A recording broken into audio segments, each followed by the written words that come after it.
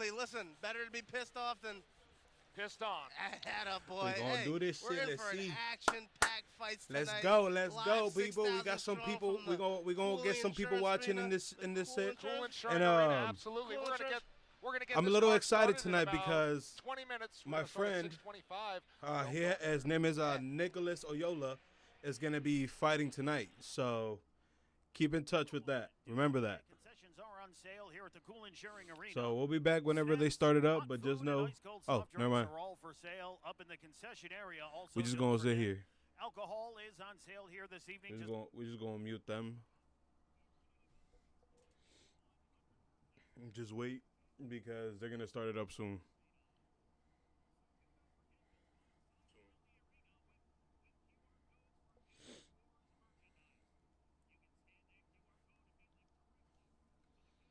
Merchandise store where you can purchase hats, sweatshirts, t-shirts, and assorted Cage Wars merchandise. We're going to be getting things underway here very soon, so make sure you support your local fighters and support Cage Wars 69.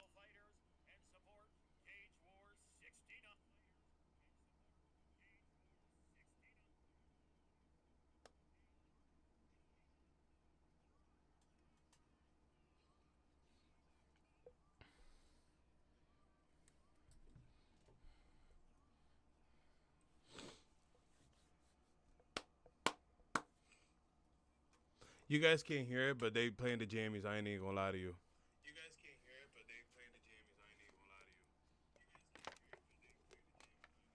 Sexy lady.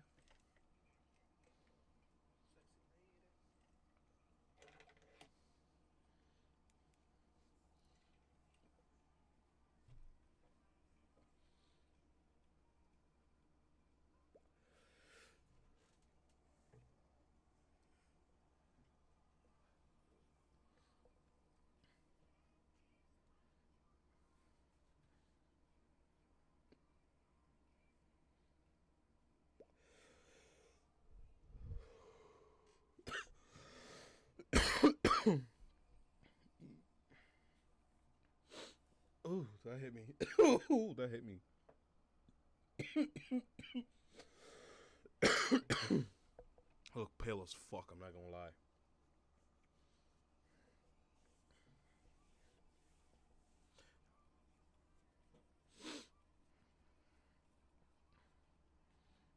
I'm excited. I'm not gonna lie. I'm ready to see what happens.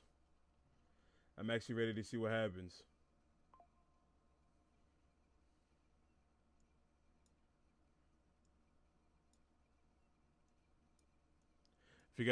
If you guys see me looking this way, by the way, to this side, it's because I'm looking at my other monitor. Pretty girl, you can be smiling.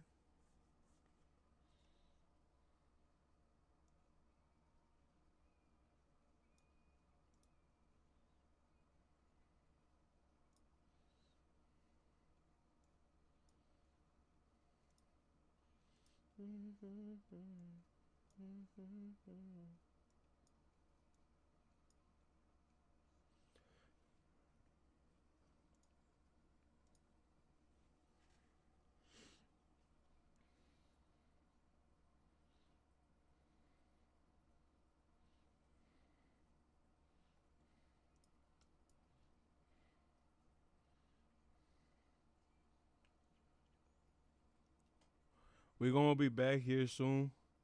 I'm gonna turn off the camera just so he's sitting here waiting. And I'm gonna mute my mic just so, yeah.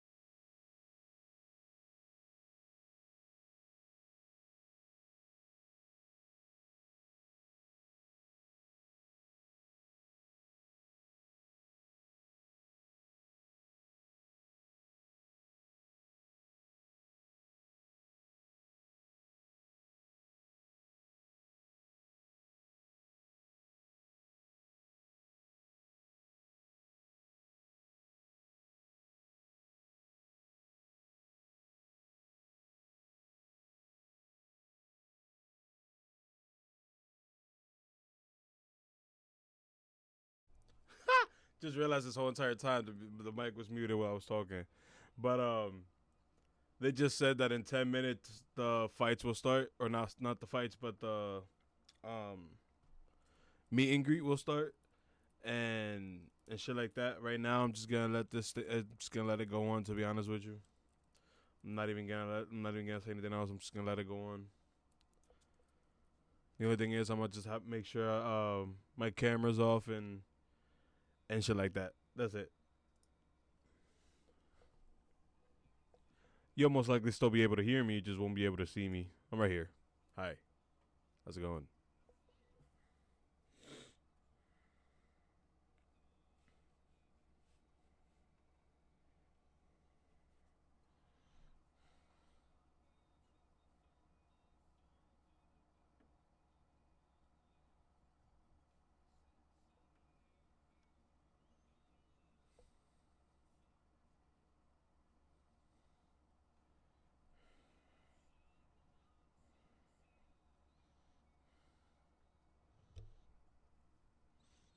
Not gonna lie, this shit needs to hurry up.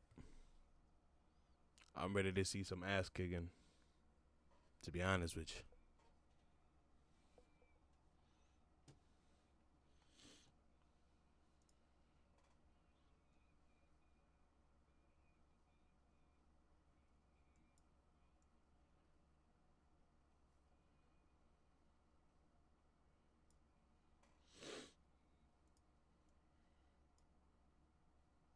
You already know Timo Yola all the way. Let me actually pin that shit. We pin that shit.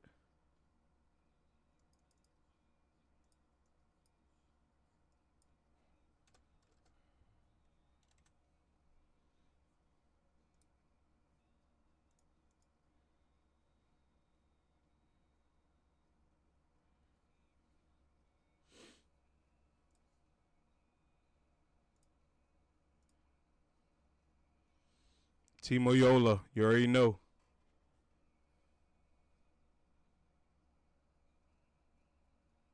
No, I set it up like that.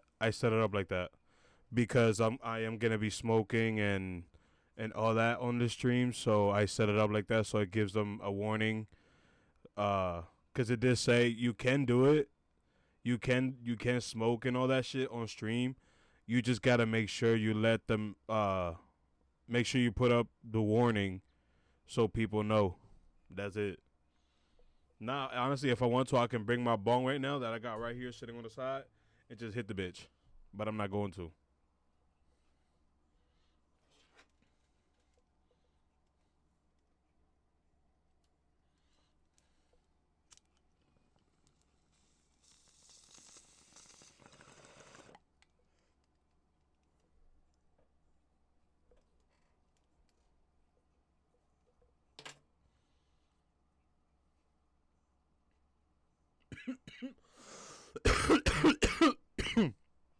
I got you.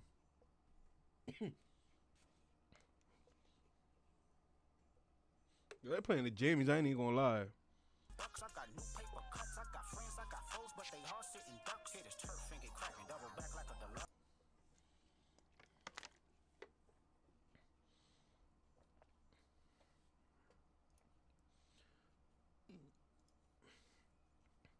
I'm just waiting for them to start it, to be honest with you.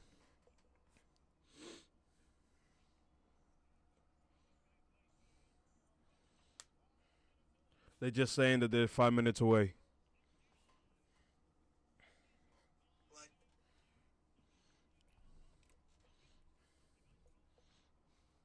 Already got the Joski. Already got the vape right here ready to go. Bro, if I start yelling, my bad. Sorry for y'all ears. But the moment if I see my mans knock somebody the fuck out, bro, you might even see my green screen fucking go flying backwards because this bitch close to me. So who knows? Who knows, for real? Who knows? I'm not gonna lie. I'm enjoying that.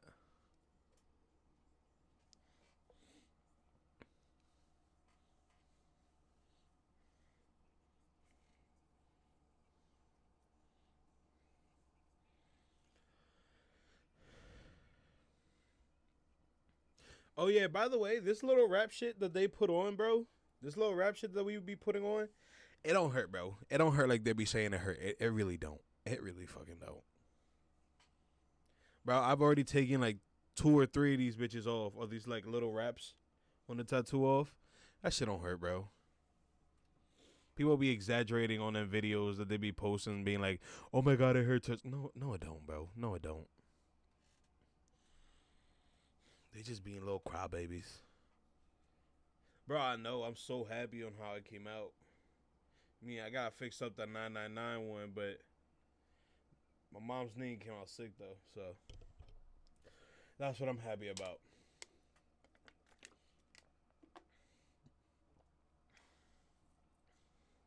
How do we go from hip hop all the way to country? And I thought my fucking playlist was fucking bipolar as shit. What the fuck?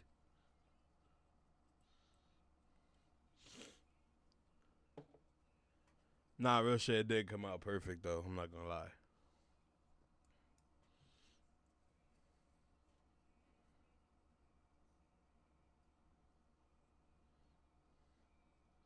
Nah, I'm being so serious, bro. They were just playing. You heard the song that they were just playing, bro. Now they're playing Luke Combs, a country dude. How does that happen? Go ride the lightning.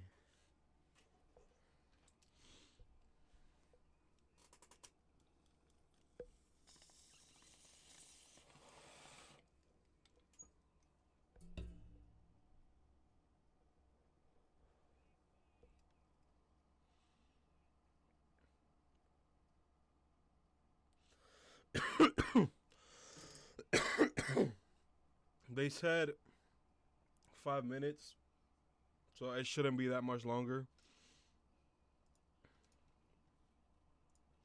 Cause I'll be honest, we're still here. This is where I'm still at. That's why the screen is still black, cause they haven't showed anything.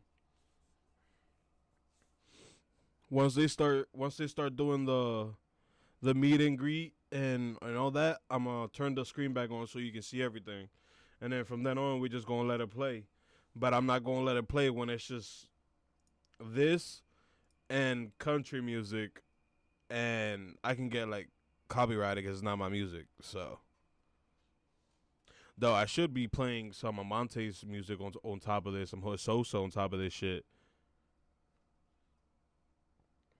Just so I have something in the background, not just my voice. Want to do some ASMR? Yeah, you do.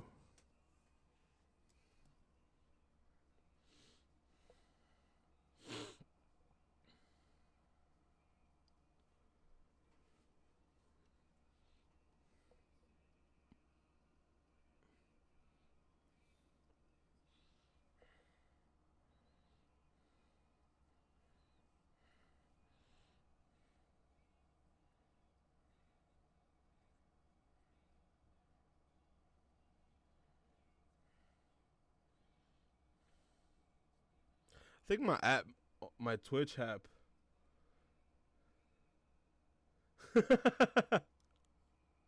Nah, real shit. Better than country. Well, not all country, because I do fuck with some country.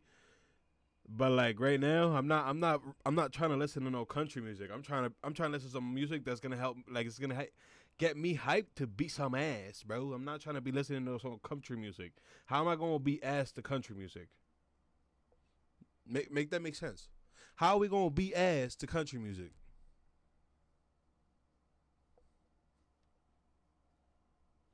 I think it might be starting.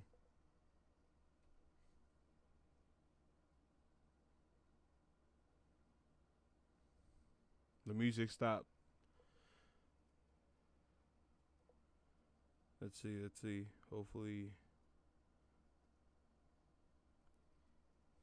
Here we go. 69 Freedom Night. Let me know if from you the can Cooley see it and if String you can Arena. hear it. Here with me Let me tonight, know if all the we audio have and El everything is Shaddai, perfectly fine. AKA the Big Pisser, Cage Wars heavyweight champ. Hey, the one and only Big Pissaruski, man. Better be pissed off than Pissed on. Hey, listen. Let me know if I'm we got too action high packed on night the. tonight, huh? We do, and it's all brought to you by Constantino for Congress in Yes. the 21st District. Vote for Constantino, Hey, I should have worn my MAGA hat. right? We can Hey, do that. hey, listen. Yeah, freedom of speech. This is America after all. That looks great, by the way. You're good to go. Hey, listen. On what? We have 14 fights on the card tonight. 5 title fights. Hey, We're going look to at get the started fans. here in a few minutes. You see the crowd That in sound attendance. better? They're still pouring in from the street. And pouring up the drinks, man. Our beautiful ring girls. Hey, ladies, how are you? And again, for the folks at home, this is a different venue, thanks to Anthony Constantino. We're going to that bring it better? up to the ring announcer. Do I need to turn myself lower? Table and remove your hats and caps as we honor America with the singing of our national anthem. Bet. Everything good? Joining us to perform our national anthem this evening is our DJ. Please welcome Kyle Albano. Let's go, Yola. Oh, say, can you see What about now? by Can you hear me the dawn's early light What about there? what so Is that better? proudly we hailed at the twilight's last gleaming, whose broad stripes and bright stars through the perilous fight Is that better?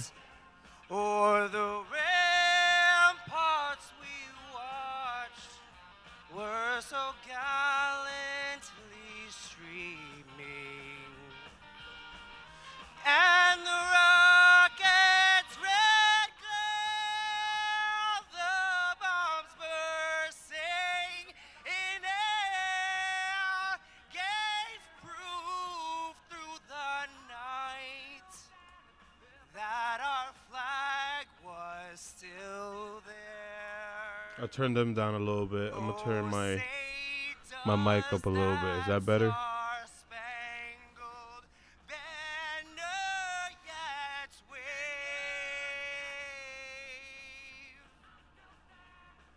o'er the land of the free Perfect. Bet. and the If I happen to look down, just know I'm reading the chat over here on my phone.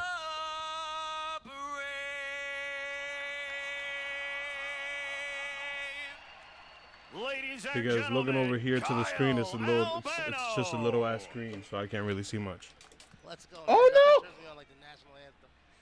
Thank God I don't got a bitch, cause that shit just fell. Glens Falls, New York. We are live around the world on Stimulus.com and Facebook Live. Welcome to the Cool and Cheering Arena and welcome to Cage Wars 69. Let's go, Yola. Cage Wars 69 is presented by Cage Wars MMA, Sticker Mule, and Stimulus.com. Tonight's event is presented by Constantino for Congress. Tonight's event is also presented, sanctioned, and approved by the United States Muay Thai Association. Executive Director Ed Kinner is in attendance this evening. The judges at cage side for tonight's event are Chris Polinsky, Rob Axiza, and John Lopez. The fight doctor at cage side for tonight's event is Dr. Keith Shanker. And now, fight fans, without further ado, let's do this! Oh, we gotta start this. Let's go. We are in for an action-packed night. Not wait. Let's go. Let's go. Ed Kinner. Our opening contest of the evening, three-minute rounds in our bantamweight division.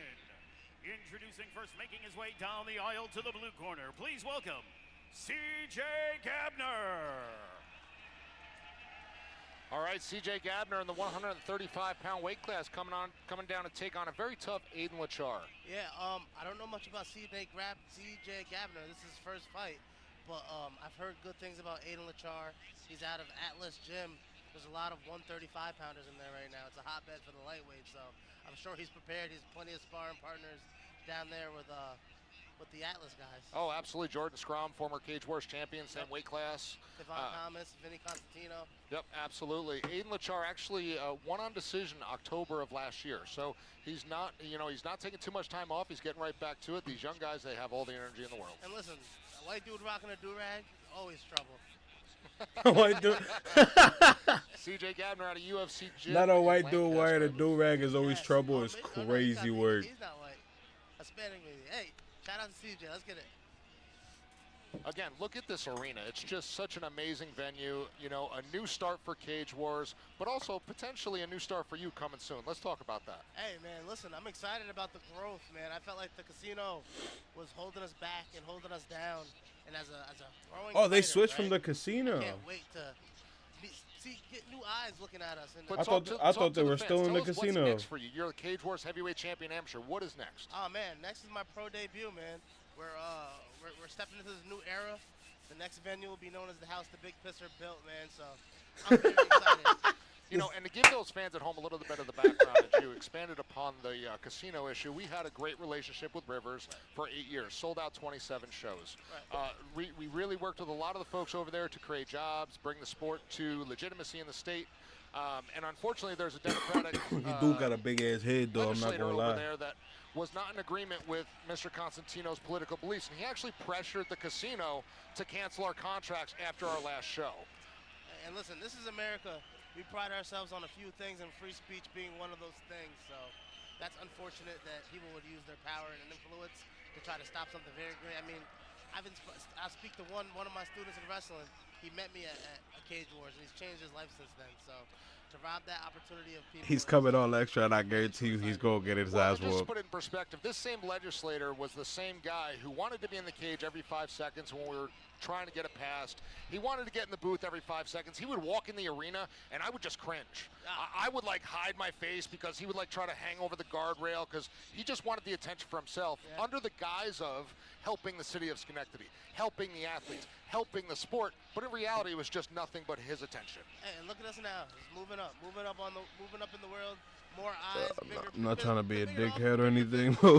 Absolutely, this partnership. Why did he look like he a little with Super slow? Mule has been amazing, and now Anthony Constantino, being as involved as he is with us, the sky is the limit, and we look forward to watching him in this Congress race. Hopefully fill a Stefanik seat. Hey, listen, I'll be there supporting him. Absolutely. My back, I scratch yours. Let's get it. Vote for Constantino. All the Big Pisser fans out there, let's go. I'm Yeah, not gonna big lie. deal. he Constantino, look a Mr. little Sports, man. slow. One big to another. All right, we see Aiden Lachar coming in to the cage. We have Professor Ed Anthony from Atlas greasing him up. Yep, getting ready to go. And listen, as a fighter, you know very well, this is where it all sinks in, man. The cheers of the fans, the music, the smell of the arena. This is where it all hits you, and as that Vaseline goes on your face and you enter into the cage to do combat, you know it's time to go. It's the culmination of that fight camp. All those weeks of training, all the sacrifice, all the discipline that it takes leads up to this moment. Hey, and right behind them, you see those lightweights we were talking about from Atlas. Tavon Thomas. Devon Thomas, Vinny Constantino, Jordan Scrum's in the crowd over here. You can only have a couple corners, but Tavon Thomas recently won his first pro fight. yep. And Vinny Constantino's actually in on a winning streak too. It's so true, yo, so both guys true. Out of Atlas there, those 135 pounders. Oh, so I found out the guy that Oyola's fighting, All right, we're he's gonna bring it up to one Mike loss, Elbow. 1-1. So he's a 1-on-1. So it's not really bad. Let's see what's going on. Let's see how these people do.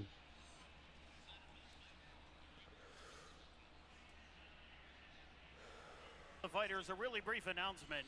We just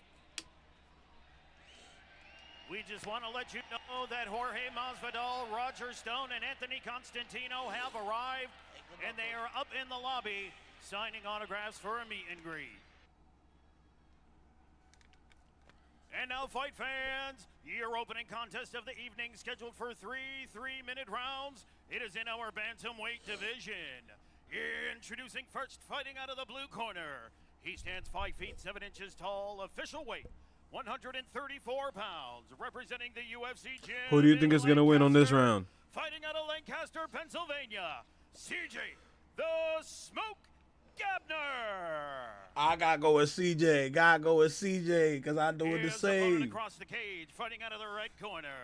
He stands 5 feet 6 inches tall. His official weight, 135.4 pounds. Representing Atlas Brazilian Jiu-Jitsu out of Albany, New York, Aiden Lacker.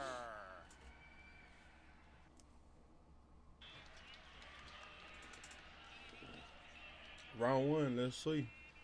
Now, for the folks at home who might not be familiar with the rules in New York, they will see the shin guards on these athletes. So this is the novice rule set, 3 fights, below 3 fights. Basically, you know, shin guards, but also on the ground, they cannot ground a pound to the face. Yes, no punches to the face. You can punch to the body. And knee to the body. And knee to the body, and you can submit. Hey, getting right into it. Aiden Claiming taking the center of the ring. cage. Yep. Shows the experience. That weak-ass kick. Pros.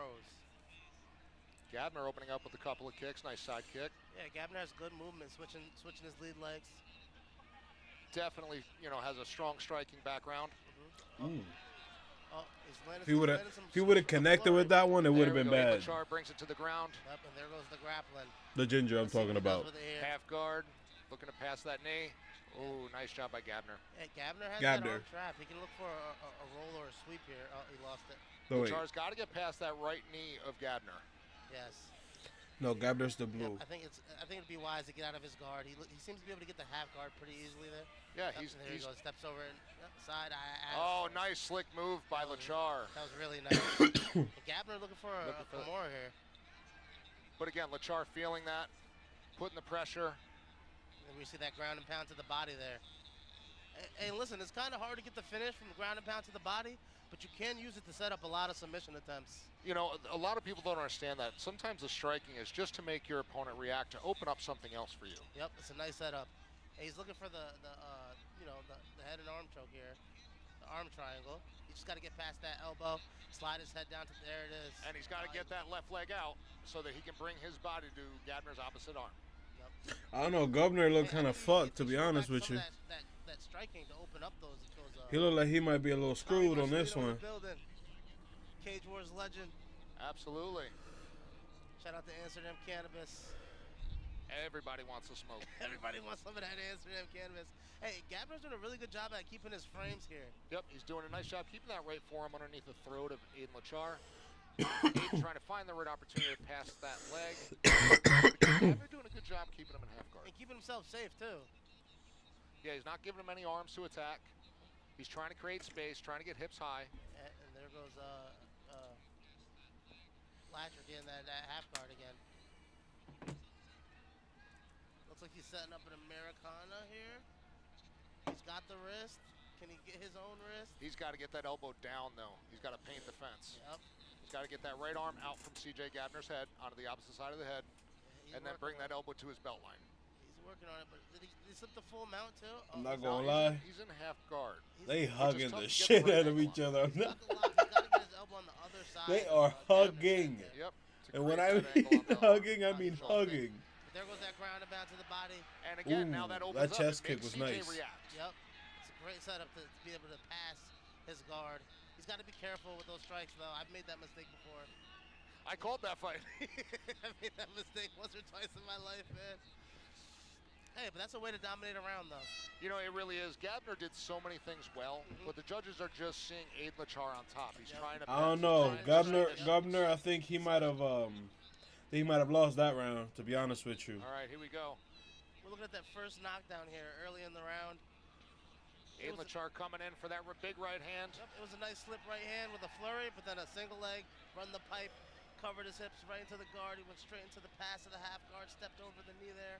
Hey, this is a good first round. You know, and Aiden did a good job keeping his head low, not allowing that separation. Yes. Tavon Gabner went for a Thomas. guillotine there. He did a I'm good gonna be job. honest. Governor's the one in Tavon blue. Thomas, Coach Ed He didn't Anthony really do in much. the He pretty much corner. got his ass Aiden whooped the Lachar. whole Now, time. if you're a young fighter, those are two of the guys you want. Yeah, especially in that. I got light division clips. there. I'm Somebody who's been clipping there, everything done I that, can, and the coach was- because I'll be coach posting on counts guys for the TikTok same later. situation. You know, he's competed. He's won a lot of different jiu-jitsu competitions. It gives you, you know, And he's confidence. training with you. And he's 100%. training with you every day. But I will be honest. All right, Governor here we go, lost round that one. two. He's the one in the blue Round right two, here. both The guys one right still here in the look blue. fresh. You know, and again, C.J. Gabner did some really good things. This dude Yeah, right here. He did some good No, things. He got that good dude. striking, good head That movement. dude. Let's see if he can kind of nullify that grappling this round. I'd like to see him use that jab to really Ooh. open up the kicks. Yep, there he goes. He's got good hands, man. It's good boxing. If he's going to throw that jab, though, he's got to get off center line because Aiden's waiting. Yep, he's waiting for that big counter overhand. Oh. There he goes. The kick got him down again. Oh! What's he going to do with this? Oh! Look for that arm.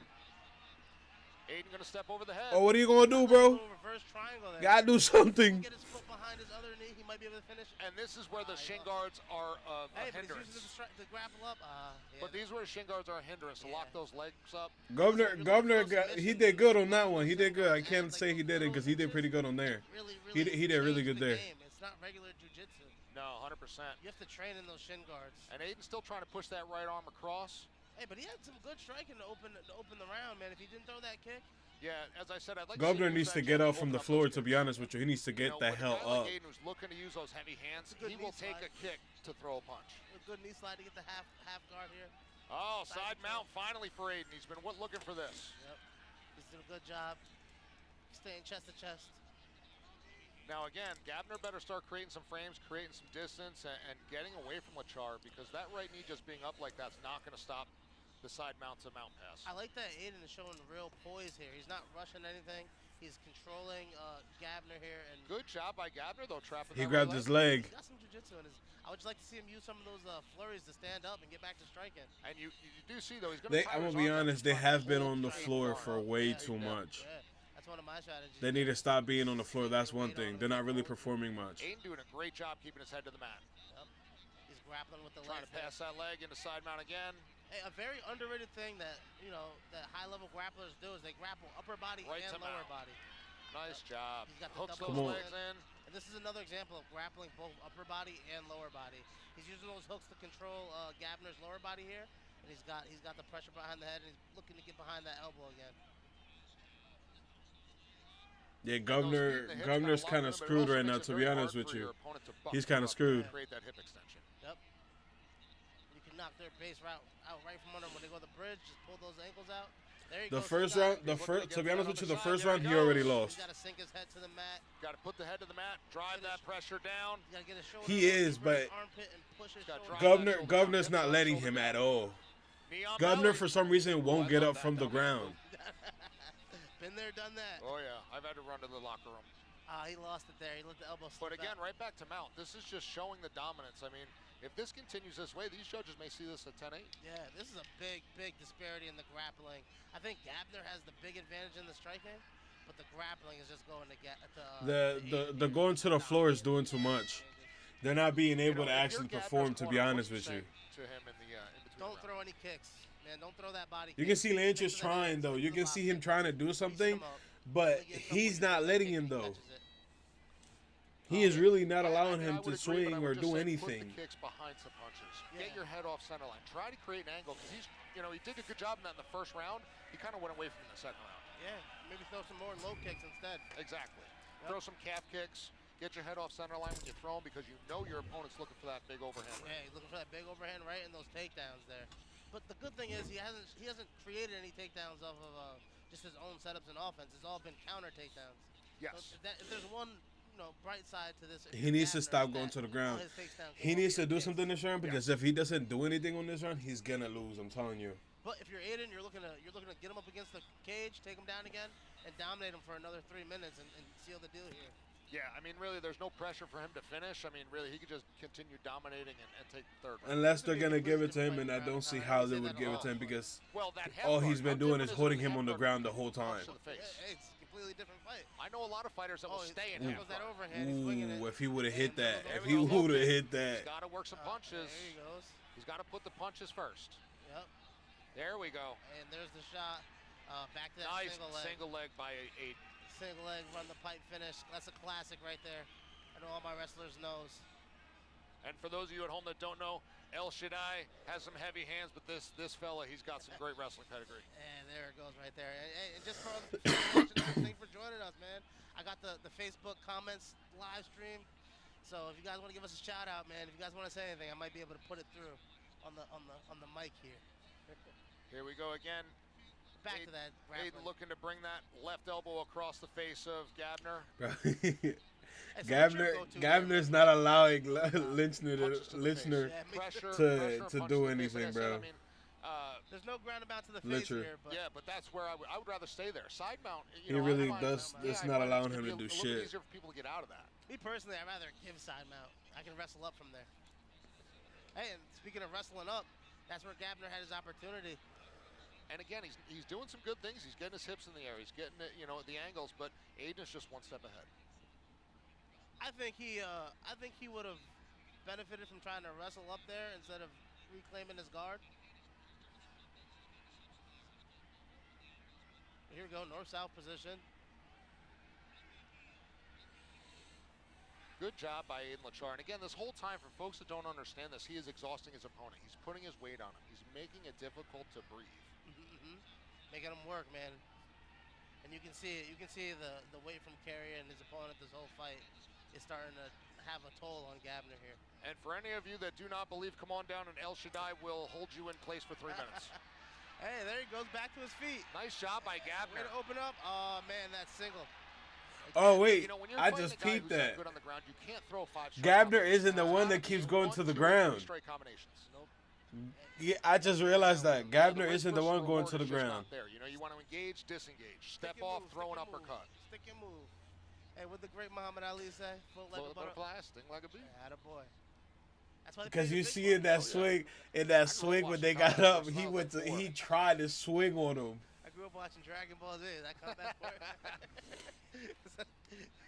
I remember UFC 1. It's just such an, I watched the pay-per-view. It's just such an amazing transformation and evolution of the sport. Yeah, I had an early UFC video game back in the day. It was Pride, actually. Oh, the soccer kicks. That's All a right. game changer. Here we go. They're coming right over to the corner here. Yep, They're about to be by us. finishing. Hey, good work, fellas. 10 seconds left. Aiden doing a great job just keeping the pressure. And again, he's not just laying and praying. No. He's transitioning. He's looking for positions. He's ground and pound of the body. Hey, that's how you secure those rounds, man. And Who do you think won? Who do you guys think won? Yeah, absolutely. Both these guys really have nothing to feel bad about, especially Aiden Lachar. But Yeah. CJ Gabner did some great things, and I look. What do you forward to guys seeing think? him again. Yeah, he showed some really good striking. I think if he can just like. Well, what do you guys rate that fight? Some takedown defense. We got a lot he'd more be- going on he'd be tonight, in this so fight. Well, and again, if he didn't fight somebody with That's that what I'm high saying. level I of didn't a like ground that game, shit. They need to think get he off really from the could have ground. Showed out here. Yeah, me too. It's a great fight. But I realized it wasn't Gabner. Yeah, that's It a wasn't great Gabner first going fight to the here, ground. folks. And really, that's just Gabner we was ran actually 5 trying to title throw fights, down. some real bangers. He Is wasn't there being one fight on the allowed to card throw you're thinking down. about, El? Man, listen. I really like Alex Williams, man. He's a young stud. He's a young killer. I'm looking forward to that co-main. That's my pick as well. You know, Alex is a real young lion, 19 years old, a champion. Really done some amazing things in the cage. He's fighting Malang Suso, a young man who I had the opportunity to train with a little bit, and you know, just a hard-working kid. The story for me there is going to be Malang's height versus Alex's height. Malang is going to have the strength. Yeah. Alex has the reach. And I think maybe Malang has the advantage in grappling there. He does. And Alex has the advantage in striking. We're going to get ready to bring it up to Mike Falvo for the official introduction. Big Mike. Or official release. Let's see who won.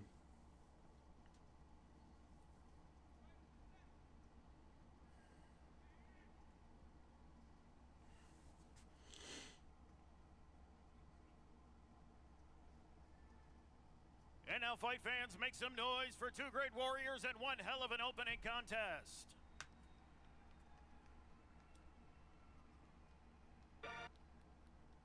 After 3 hard-fought rounds of mixed martial arts action, we go to the official Somebody was about to play scorecard. music. All 3 judges have scored the fight 30-27 for your winner by way of unanimous decision. Out of the red corner, Aiden Lacker. Figured that.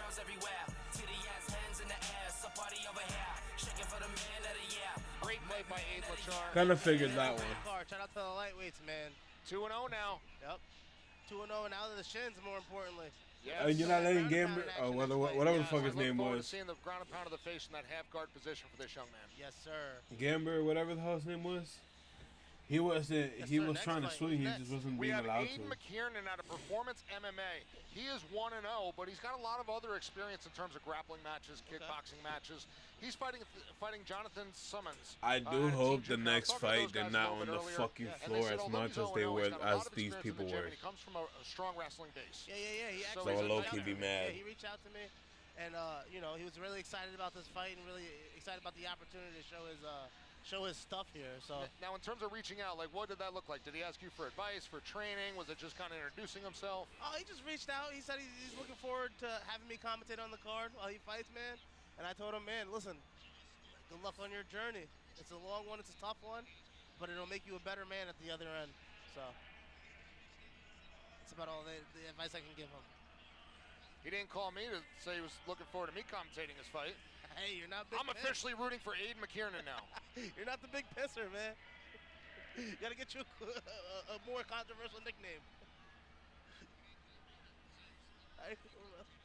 Oh, right, oh, here we this go. white boy look like he about to throw down. I think we might have a fight in the building. Hopefully. You know, for the folks at home that don't understand too, I mean, Rivers was a little bit smaller. This is a big arena. Yeah. So in terms of nervous system response, even if you got some experience, coming out to a big arena with the lights, with this amount of fans, I mean, it zaps your nervous system whether you realize it or not. Shit. Trying to keep yourself calm is the most important thing. Well, speaking on McKiernan's wrestling background, if he wrestled in Section 2. Simmons. Oh, Simmons. Speaking of Simmons' wrestling background, if he wrestled in Section 2, this is actually where they historically held their Section 2 state qualifier tournament. So a lot of wrestlers have competed in this arena, so this is not their first time here. But again, I will say wrestling and getting punched in your face, Completely different. a little different. And the lights are a little brighter, the cage is a little wider, and the fans are a little louder here at Cage Wars. And you don't have, 20 teammates and all their families, and you got some people, but it's your core group here. Yeah. Oh, well. This young man has put together Aiden McKiernan, again, Performance MMA, 1-0 in MMA, but also plenty of grappling and striking experience. This is a 180? This is 185. Yep, 185. So middleweight division. This young man is definitely come here prepared. Yep. Big fella we got here. Hey, and listen, as a 1-0 fighter, man, coming into this big arena under these bright lights, man, sometimes it's a factor. And you're not the hometown guy. No, that's another factor. Traveling, being away from your friends and family, man. And not having as many fans as you might. Mm-hmm. But we gotta make some fans. Some people like the big pisser thrive on that. That's me. I love it. You like to kind of be the anti-hero. It's an opportunity to make some new fans. First, they got to hate you to love you. That's what I said. When I first met you, I'm like, man, you are completely different outside of the cage. You were like, yeah, that's the point. That's the point, dude. Hey, look at him, and he's taking it in. I love the guys that come in and embrace the I love the guys that come in and embrace the energy, man. And again, he even controls the center of the cage before the walkout. I love it. Hey, a lot of this game is psychological. Salmons. My apologies. Salmon. Kind of like Step Brothers. Pam and... It's okay. Hey, listen, if he doesn't like it, he can fight you about it. Hey, look at this kid's neck. Yeah, I told you, this kid, I mean, they say that he is an absolute nightmare in the room. He just doesn't stop. He's got all the and he just keeps coming forward. Hey, and that's typical of a wrestler here. Bro. Coming out of Team Jukow, man, a storied gym, always putting fighters in the Cage Wars. Why? Stage, man. Why is his neck so thick? We have 4 Jukow guys tonight, one of which is in our main event, Joe Crable. Shout out to Joe Crable, man. I've gotten the opportunity. That was kind of wild, to be honest with you. Spar with Joe, help Joe prepare for past fights, man. He's a tough cat, but he's got his hands full tonight versus Steven Prasad, man. He's also a very, very tough fighter, and this is gonna be fireworks. For me in that fight, it's gonna be if it goes 3 rounds, I'm going to kind of lean towards Prasad because all of his victories are decisions, and he really does a nice job of controlling a fight. If it ends before 3 rounds, I give the advantage to Crable. Yeah, great wrestler, man, Steven Prasad, but he's got some good striking.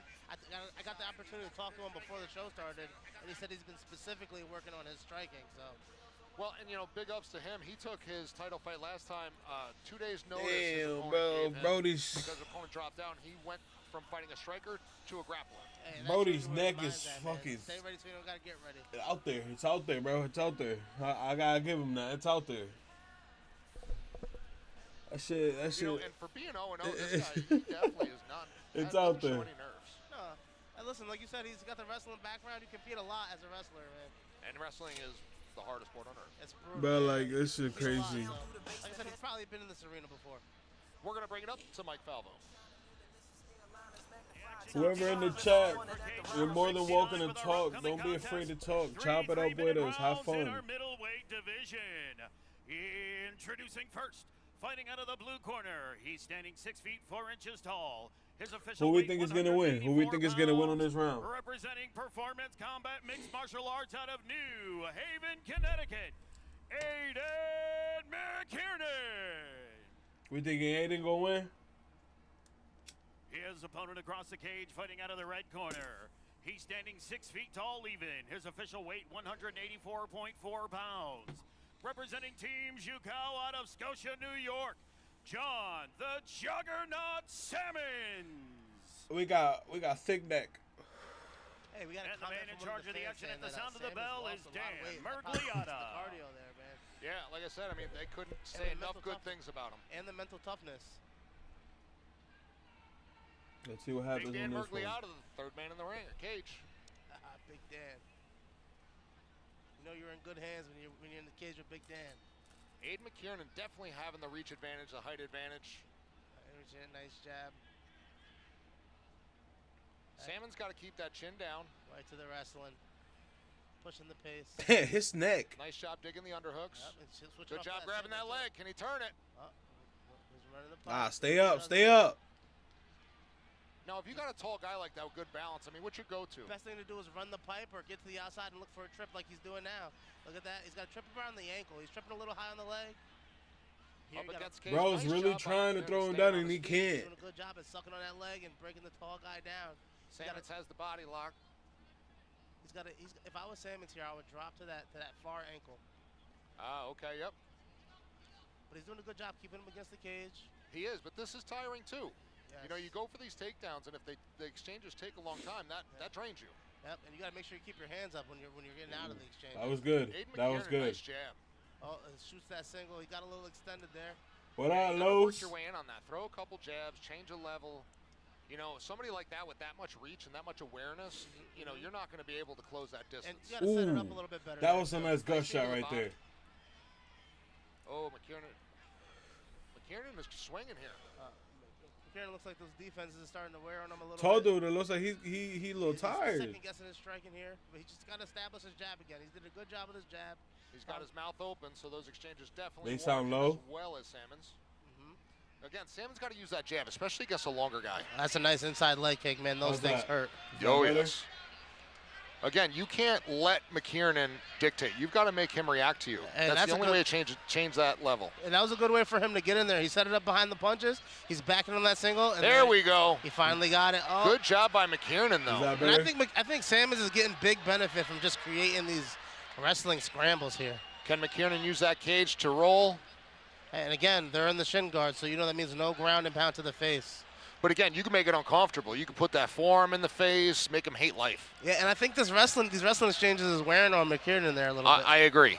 And the more he can keep him down like this and just weigh on him is going to really benefit Salmons. I turned him up all the way. Take some pop off of those punches. As far as I go. Drain a little bit of that energy. And you see him doing a nice job using that forearm. Yes, keep him down. He's doing a good job controlling him. And he's getting a rest here, Salmons. Yeah, he is, because he's able to keep him down without expending a ton of energy. Right. He's looking for that neck. What's he going to do with it? Looks like he's looking for a guillotine or something here. He's around the neck here. He's under the chin. Can he lock it in? And sometimes, you know, for the folks at home, you just use that to get back to a position. You might not even really want the submission or think you can get it. So earlier we talked about sometimes how striking creates openings for you to pass guards and get into more dominant positions. Submissions are the same. He had him. Wow, you know, it really started out as a rough first part of the round for Salmons, but he finished strong. He finished strong. He's not even breathing heavy. Let me see the weight card. Give me 1 second.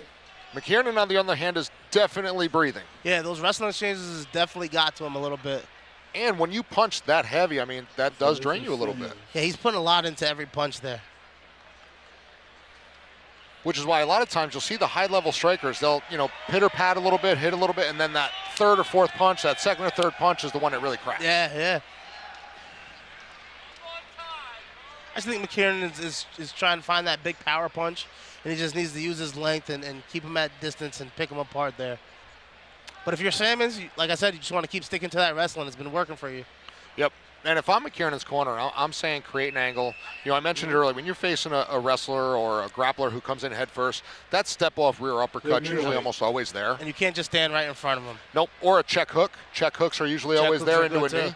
Yeah, there's no knees to the head here, but to the body. And he's already shown that he has a good use of those knees. And keep throwing that inside leg kick. Yes. Keep it at that distance. But again, now look at Salmons controlling the center of the cage. I know. For good head movement there to evade that cross. Yeah. But you can't sleep on Salmons striking here either. No, I mean, showing good awareness, staying just out of range. Yep, and then coming back in for the punch too, not just staying out of range. There you go. It's a nice, easy. Can he take the back? Oh, he's off to the side. He's got the boots in here. McKiernan's got to turn to his right side. Oh, he's got the back firmly. Oh, yep. Nice to transition him out. Yep. If your Salmons here, no need to rush. No, position before submission. Get those hips sunk down. Create that pressure. For all the fans on the stream wondering, are they still letting people in? I'm sure you can still get in. As far as I know, they were still coming in. Yeah, the line might still be long, but you can definitely get in here. And this again would be a completely different fight with some ground and pound. Just being a fighter, I'm looking in there and seeing the opportunities. But Sam he's got some pretty good jiu-jitsu there too. He does. McKiernan's trying to catch that ankle, and he's doing a good job, you know, evading that trap. You know, but McKiernan at least isn't staying flat on his back. He's getting to a hip. Hey, and he's using those punches to trying to get McKiernan to turn his chest down and get that rear naked choke there. To be honest with you. One of my favorite moves from here is a gift wrap. Yeah, I love the gift wrap. The gift wrap and then ground and pound. Yep, gift wrap, ground and pound. Very, very dominant position, and it sets up that head and arm choke there. Absolutely. Show that you can actually fight. You guys aren't showing that you can Again, round 2 of 3. So far, it is all Jonathan Salmons. They need to stop going to the ground so much. They need to start fighting. Big Dan will look for some work to be done, though. You know, Big Dan does a nice job of not just letting people stall the action. Yeah, but Salmons is scoring some points here with the ground. Oh, absolutely. I just mean Dan's always looking. Yeah, Dan's on it. He's saying it in your ear.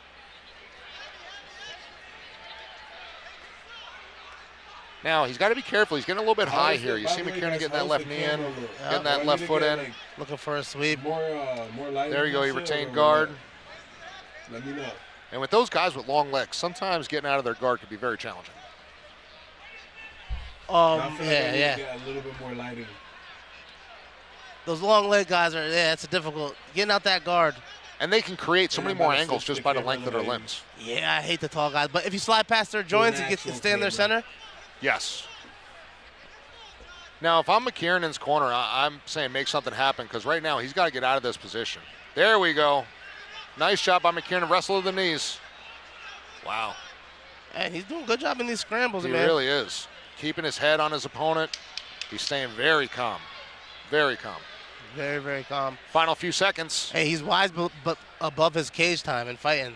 Oh, 100%. His cage IQ is not, one of a 0-0 fighter. And he's still not breathing heavy at all. I'm looking at him here. He's still calm, cool, collected as when he walked out. I like it. The back of his short's a juggernaut. I like it. Good stuff. This is the beautiful part about this sport and this promotion. We have our mainstays like you and some of the other guys, but then we see these young lions coming up. And you never really know what to expect, so it's almost like Christmas. Yeah. You know what I mean? You get to see these young athletes compete and see where they're at.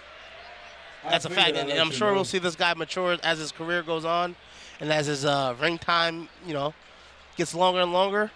But look at him. He's not even breathing heavy. He's not even sweating.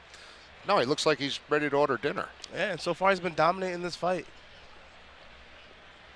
Salmons, that is. McKiernan's corner really getting up close and personal, trying to motivate his fighter to own this round and take out Jonathan Salmons. Like I said, he's been carrying Salmons this whole fight, and that'll wear you out. They're clearly not watching because they both gassed. Like, they both over here. All right, here we go. Round 3, third and final round. McKiernan, mouth wide open. Yep, let's go. Well, let's see if he can dig deep and find his way to pull out a nice, strong third round. There you go. There's that inside leg kick. If I'm McKiernan, I'd be using jabs and front seat kicks to the belly. Yeah, use your length. Yep. There we go. Follow that jab up with a tee. Oh, there he goes. There we go. You hear the crowd respond. Nice couple of flurries. Even though he's not the hometown guy, they love the action. They love the action. Everybody loves to see somebody get punched in the face. Jonathan Sammons, though, doing a good job evading. And staying composed. After getting hit with a couple big shots, he didn't go out there and look for revenge. He got right back to where he started. McKiernan's got to look for that rear uppercut. It's there. And that's a good slip to a shot. Trying to dig that right underhook. Mm-hmm. Good job by Sammons. Working on the single. Sammons doing a really good job at being high in McKiernan's crotch there. Absolutely. Staying above the knee on his single. While keeping his head low to create that leverage. Yep. Oh, but he's got to watch his head, man. He's in danger for a guillotine. There's a little bit of blood coming out of Sammons. Hey, this is a really good point. He's got his knee over there on his ankle, keeping McKiernan from pulling that leg out and whiz right up. Now, although this isn't technically a guillotine, you can get that cutter choke, that airway choke with it. Yeah. I love that choke, especially if your opponent is coming in hard against your belly and you're against the cage. Put those thumbs into the throat. Almost like a I've seen that choke. Almost like a I love can that opener. choke. I love that choke. Great choke. Gets me excited. That amongst many things here. Yes. You got to pay extra for that in the city. We got some butt punches there. Those are super effective. Just don't check the oil. That's a no-no per USMTA. Is it really? I'm assuming so. I hope so. I don't think you can get violated. All right, here we go. He's got him up against cage coming into the latter part of this third round. And that was a big takedown by Sammons, man. He got in some trouble there with the striking, but he's able to get that takedown and get this fight back to where he wants it. And he's doing a good job with that left knee on the right knee, or on the left knee of McKiernan, pinning it down. For the folks at home that don't understand and think, oh, just get up. Yeah. That is so challenging. Yeah, it's not that easy to just get up, man. There's really a lot that goes into getting back to your feet, and it's something that you have to train, right? And for those folks who maybe roll around with their friends who don't have any experience, it's completely different. When you're trained in the arts, your ability to apply them is much greater. Because for other people saying just get up, there's a whole other side of people saying keep them down. Butt punches again by the Juggernaut. I think I'm going to add those into my repertoire. I would. Elbows and butt punches in the pros. Elbows and butt punches. All right, here we go. And again, for the fans at home, for the fans in the arena, they might not be super excited about this, but this is a dominant performance. Hey, listen, if that's where you're winning the fight, man, that's where you got to take it to. Especially for your first fight. Yep, and there's brain cells on the, especially for your first fight. The most important thing is winning. Hey, man, he's got blood dripping out of his nose. He doesn't look any worse for the wear either. He's looking for rounds 4 and 5. Yeah. That was okay. He's staring down his opponent like, what's next? That's okay. He thinks there's another round, dude. It's over. There you go. You got a training partner for 5-minute rounds. Going to the ground. They need to show off. You know he's got the cardio. They did. Hey, listen. They did say that cardio was one of his strong points there. He is exactly as his teammates presented. Yes. So good for him. You know, good for Aiden McKiernan. Both these guys getting the experience. You never lose, you learn. Yeah, exactly. Both of their hey, that's a big point there. You never lose, you learn. This is all an experience building process, man. This is amateur fighting. They the records go to 0-0 when they go pro. So everything that happens in this case tonight is all a learning experience for these fighters. And you and I had that conversation earlier. You talked about your amateur career, and it was all kind of preparing to be very strategic and focus in the pro career to make the right moves. Yep, that's where you take risks, fight injured, take tough fights, put yourself in unfavorable situations, and rise to the occasion, man. In your amateur career is where the foundation is laid. While we have a moment, where can people find you on social media? Man, you can find me at the Big Pisser on Instagram and El Shaddai Van Hosen on Facebook, man. Get at him. He's a real unique character. You gotta love it. Tune in, lock in. I'll be back in the cage very, very soon. I can see the We're gonna get ready to bring it up to Mike Falvo. That actually wouldn't be bad, to be honest with you. Let's see. And now, fight fans, let's make some noise for 2 great competitors and 1 great MMA contest. Let's see. After 3 hard-fought rounds of mixed martial arts action, we go to the official scorecard. He can't no more. The officials have scored the fight 30-27, 29-28, and 30-27, all in favor of your winner by way of unanimous decision. Out of the red corner, Jonathan Sammons. The blue is gas. Great job by both these guys. Excellent show of sportsmanship. Hey, and way to go out there and get your first win, man, in a big stage. Really. You know, there's so many young guys. I mean, I didn't look at this guy's age, but he can't be that old. We got, you know, Alex Williams at 19. Look at this show of sportsmanship here. Yeah, they didn't do bad. Excellent job. Excellent job, man. Hey, yeah, Alex Williams, 19 years old. 19-year-old young killer. Sammons, I'm sure, is pretty young. All these guys, you know, they are the future of the sport, and it's just phenomenal. And they can learn from guys like you who are, you know, upping the area in the ranks. So listen, I mean, as MMA grows, you see kids more and more come in. You see them coming to the gym all the time. They want to wrestle, they want to do kickboxing, they want to do jiu-jitsu, and their end goal is to get in the cage, man. And they look up to a lot of these local fighters here. That's why these local fighters really have to do their best to represent themselves properly in the public eye. I agree 100%. That's one of the beautiful things about the sport. You know, I remember a long time ago when I trained, I dated a state trooper, and she told me that she couldn't have me as her boyfriend being seen in those places rolling around with those people. Oh, man. She became my ex-girlfriend pretty quickly. But that's how it was viewed back then. Yeah, it was viewed as savagery, and it still is savagery. I mean, I'm not trying to date myself here, but... Listen, I wish I could.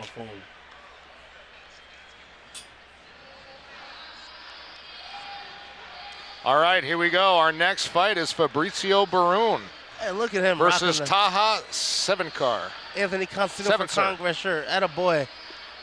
Well, you know, I mean, Anthony Constantino and Sticker Mule have been such a huge support for all of these athletes. I mean, you know, let's talk about something real quick, too, right? If it was not for Anthony Constantino and Sticker Mule, Mike Tyson wouldn't have been here once, let alone twice. Let alone twice, right? And the best part, again, I don't want to beat a dead horse, but I think it's really important to bring out is that Rivers really had little part of bringing Tyson, but they wanted all the extra benefits they of wanted having all the Tyson. benefits of it. And listen, I just had a kid tell me the other day, he's like, hey, I looked at your gym website, and I seen a picture of you standing next to a guy that looked exactly like Mike Tyson. I was like, dude, that was Mike Tyson. And so, listen, those are moments that people don't forget, and that's valuable content, if you will, to use for promotion and stuff. And just like this fight, you know, it wouldn't have happened this night. It wouldn't have happened without Anthony. Hey, shout out Sticker to him. Mule. Shout out to him and Sticker Mule, man. Holding it down. Man, they make some great hot sauce too. They're not just stickers. I remember, listen, I actually ordered some stickers and some bags from them like 2017, and they sent me some free hot sauce. Oh, it was good. It was good, yeah. All right, so this young man, Fabrizio Barun, very interesting. He is 0-1 in MMA, but he also did a slap fight. A slap fight? Yeah. Like power slap? Yeah. Absolutely. Oh, man, I got to talk to him because I always wondered how you end up in that situation. And what goes on in your mind while you're in there? I got enough CTE. I don't need any more. Me neither. A slap fight is crazy. Slap fight, man. Here we go. I can't even watch it. It doesn't resonate with me well either. No, just the brain damage I'm watching. In the stupidity. In my master's thesis program, I did one on concussions in combat sports. Really? Yeah. So it's watching slap fighting just isn't my thing. Doesn't sit right with you. You know how bad it could be. Yes. All right, here we go. Coming out of the Lions Den, we have Taha Sevenkar. And I've actually had the opportunity to train with Taha back in the day, being a former Lions Den guy. And he's always a tough kid. Just seeing where he started to now. And, you know, you've been gone from the Lions Den for quite a while, so that speaks to how long he's been in the gym. Yeah, exactly. Their coaches and teammates told me that he's a well-rounded guy. Yes. You know, he's got some good jiu-jitsu, but he also is coming off a KO win kickboxing at Battle on Broadway that Cage Wars put on. Yep, he took a kickboxing fight. Obviously, you see him here with Trent and Caleb Singala, high-level wrestlers there, and you know, Tom Singala keeping his guys in check there and in order, ready to fight. They always come prepared. They're always in good shape.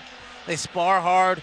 He's surrounded by a bunch of people with a lot of experience, so I'm excited to see what he does tonight. I really like the Lions Den because they won't bring somebody out if they're not ready. Yes. You know, some gyms, not as much now, but in the past, it was more about the attention that the gym would get for bringing somebody, even if they lost. Right. You know, where somebody like Tom, somebody like Professor Ed Anthony, you know, they're not going to let their guys or girls go out there if they're not ready. Well, they know how dangerous this sport could be. And just looking at Taha, he looks like a completely different person from when he first walked into the gym there. So I'm excited to see what he does tonight. When I met him earlier, he was very calm, very composed, happy to be here. You know, that's the mind frame you want to be in.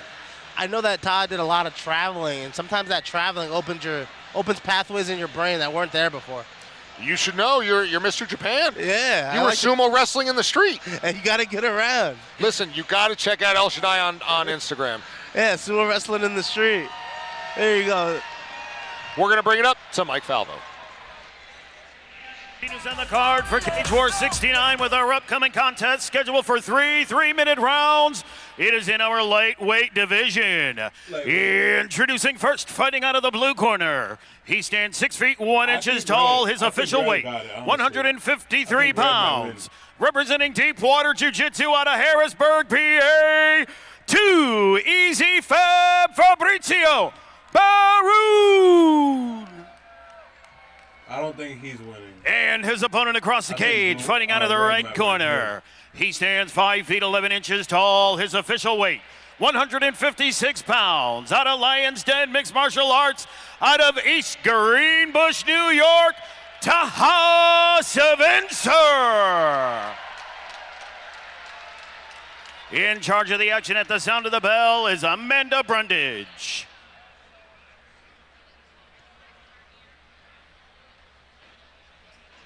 All right, here we go. There we go. Let's get ready for some action here. And I feel like Barun's going to come out pretty hungry. You know, he's a focused guy, and he really wants to get that O off of his record. And he's a power slap fighter, so you know he's not afraid to get hit. He looks real calm here. Just trying to overwhelm Taha. But again, coming from Lions Den, I would expect him to have seen that pressure before. Yeah. Hey, Fabricio's letting off a flurry of strikes there. He's doing a good job using those feints before he throws. But again, as you said, coming from the Lions Den, they got that wrestling. They got the grappling. Hey, Fabricio's doing a real good job at getting back to his feet with his... Getting back to his knees, absolutely. Exactly. Not just taking the takedown. You know, but if you're Fabricio right now, I don't know if you'd want that left arm over like that, would you? You can use it for a whizzer and get hip to hip and really use it to stand up here. But he's doing it. Yep, he needs to stand up. Right, there he goes. And that's how you make a wrestler pay, a wrestler. Nothing worse than missing a takedown and then getting hit in the face. One of the games that are really overlooked in the amateurs is punching off the cage when you separate. Yes. Getting into that dirty boxing. Yes, actually, that's one of the things I show my guys at the gym, man. That's a big opportunity to... Hey, there you go.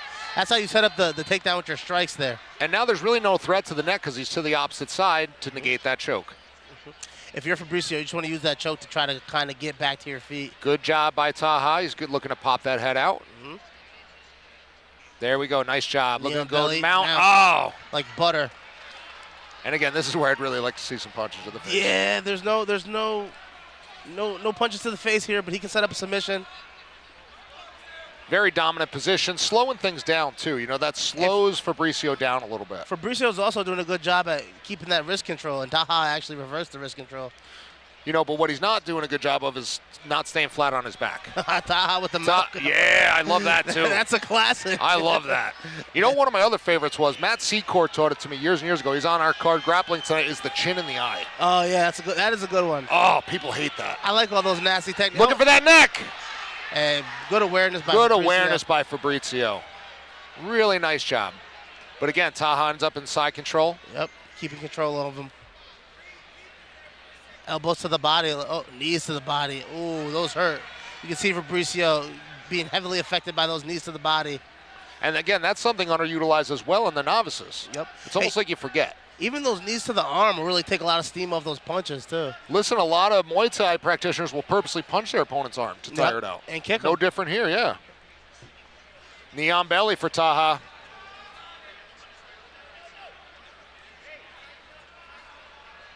Nice job controlling. If you're Fabricio, you kind of want to use, like... Oh, look at that elbow in his face. That sucks. Yeah, it's real nice and mean.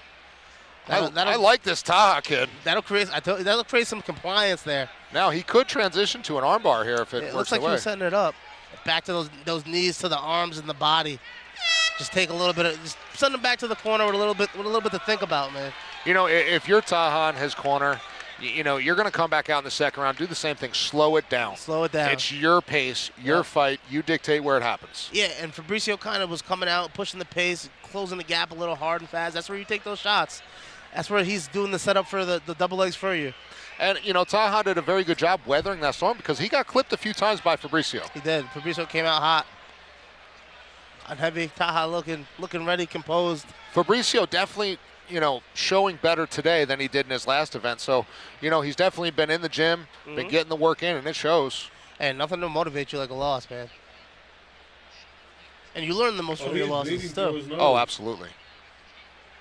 What you did right, what you did wrong, what your opponent did right. You've got to do a complete inventory. It's like when you break up a relationship. You got to do an inventory before you start another one. Some people do. Some people just get to the next one. Some people just all right, fair. Well, maybe I've been through more therapy than some. Yeah, maybe you're just more well adjusted. I've paid more co-pays. Yeah. I also went through anger management twice. Oh, that's I like to say the best way to get over somebody is getting under somebody else. There we go. Oh, all right, Taha. Fabricio open up a heavy action. Wow, Fabricio throwing for the and he's looking for the yeah, he's looking for the knockout. You can see it in his eyes. Wow, good job getting away from that because that was a heavy-handed shot by Fabricio. Taha's got to keep his hands up and stay composed. Don't get into a slap fight. No, definitely not. He doesn't have the same experience. For lack of better words. I like how Taha keeps the chin down. Did they not see that? Oh, there he goes. That's a nice low kick to a shot. He just needs to keep working to turn that corner. Oh, a crackdown. Yep, doubled off. Very good. Very good stuff. Now, again, if you're Fabricio here with your arms where they are, what are you going to do? I'm trying to use this choke to get my back to my knees and sprawl, but he went to his back. He's trying to get to a hip, but again, that arm's there if Taha can do something with it. Yep, Taha can take that arm bar and take it home with him. Yeah, bring that right foot over the head. Yep, hang it on his mantle. He's using that hand again. He really does grapple hard. I love it. Well, that's a Lions Den staple there, man. That tough. There we go. He's got the neck. He's got the neck. Oh, he's going to sink him down. That's it. Wow. Big win by Taha. Hey, listen, look at him. He's already called for the belt. Like I said. He's feeling it. Hey, listen, we see him in kickboxing, get a knockout. Now we see him with a submission. He's just showing how well-rounded he could be, and definitely a factor. And that's exactly what Coach Svingala said. He said he's just a real well-rounded guy.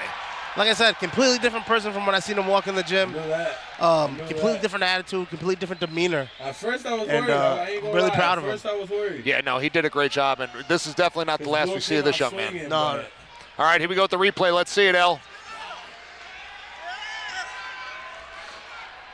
Taha was really mean with those elbows and knees in terms of smashing them into Fabricio's head and making right into the back. Yeah.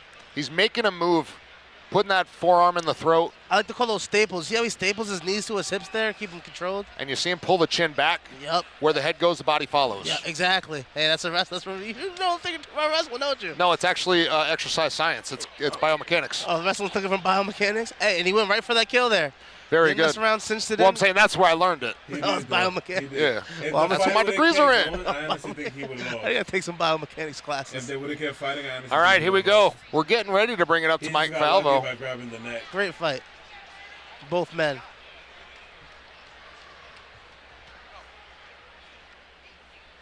And as always, fight fans, a round of applause for two great warriors and one great contest.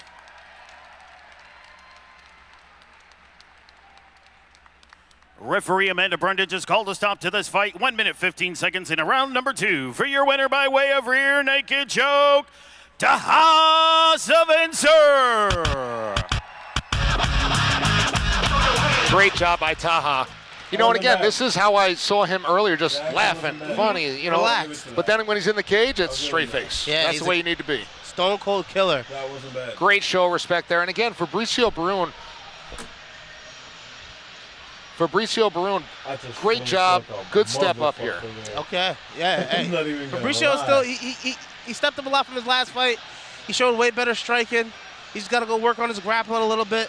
Takedown defense. I think that's a thing we can take away from these early fights is, listen, if you're an aspiring fighter, make sure you get your takedown defense down if you're not a wrestler. Absolutely. I think you're better off allocating all the skill set into your defense before your takedown offense, right? All right, while these guys make their way out of the cage, we've got something brought to you by Anthony Constantino. Oh, yeah, this is the big show.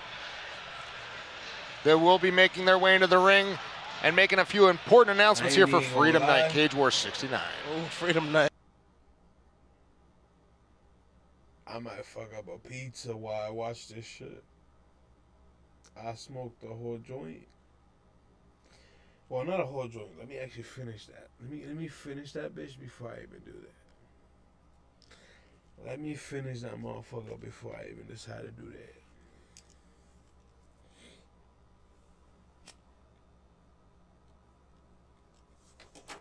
Let me finish that motherfucker. I've been smoking since this shit started, to be honest with you, bro. I haven't stopped. It's just you haven't seen me. Is it me or did the audio stop?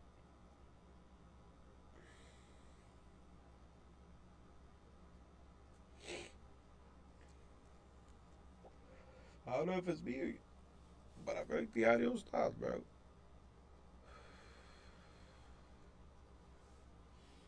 Alright, cool. It's not just me.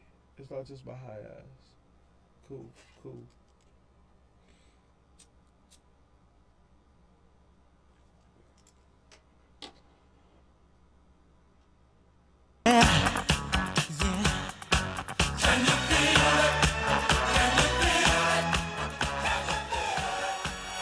Gentlemen.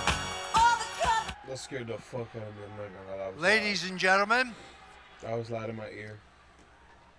I'm Roger Stone, and I did nothing wrong.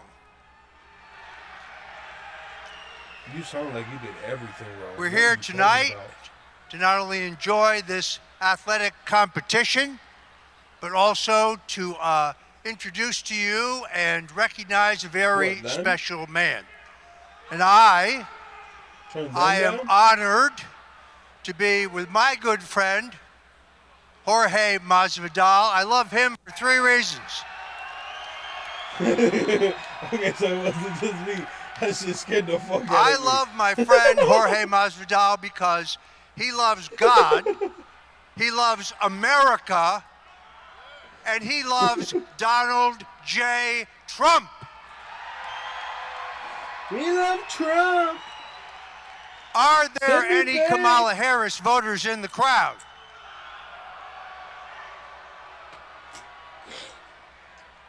America is on the verge of a golden age, an unprecedented age of peace, prosperity, security, I'm gonna be so justice, fucking hyped for him, and bro, to be law completely and honest order. with you, bro.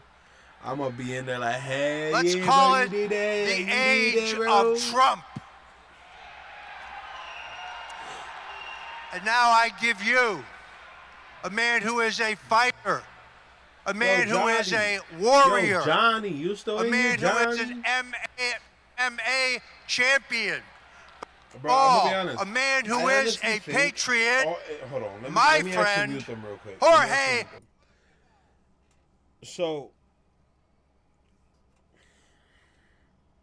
So, in all reality, I think he might win this round because of the fact that he is actually used to the people yelling around him. He's not new to this now. He actually knows what he has to do. So I feel like he actually might win. Behind him since 2015 just because of one thing. He was a fighter that was fighting for us.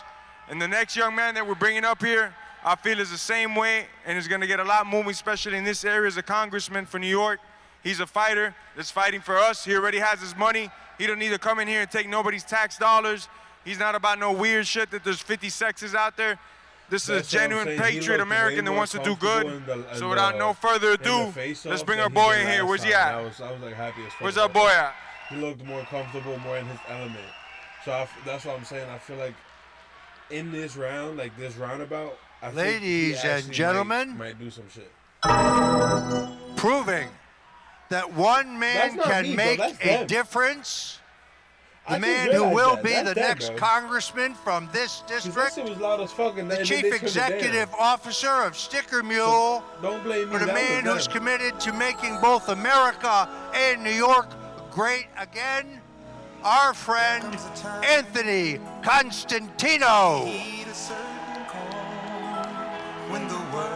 Don't forget to follow, guys. Don't forget to follow.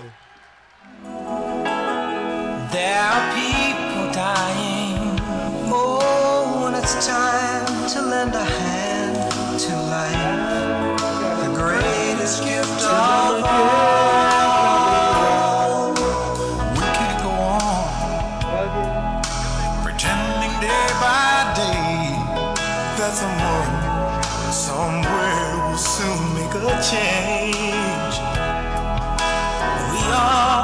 part of God's great big family. And the truth, you know, love is all we need. We are the world, we are the children, we are the ones who make a brighter day. So let's start giving. There's a choice we're making. We're saving our own lives. It's true, we make a better day, just you and me.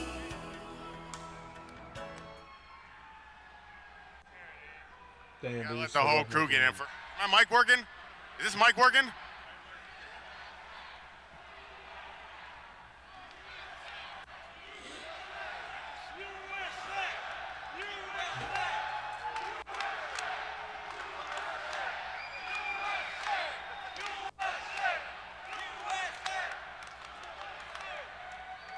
Hey, before I get started, can everybody say happy birthday, Enrique Alejandro?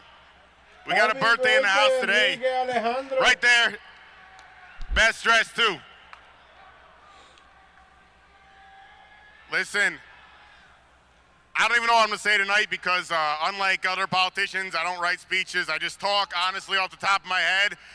Some other people that want the seat, they read notes off of pieces of paper, so we're gonna see what's gonna happen. But honestly, a few months ago, I had no idea that I would be here. I had no idea at all that I would be here. Like many people, hopefully many people in this crowd, I was just a citizen that was frustrated by the way our favorite president was treated, and by the way his supporters were treated. I watched on the sidelines for 8 years as people were very disrespectful to our favorite president and more importantly to his supporters. I ended up deciding to speak up after he was shot. I saw him shot in Butler and I immediately spoke up, endorsed him. It became the most viral endorsement of the 2024 campaign cycle.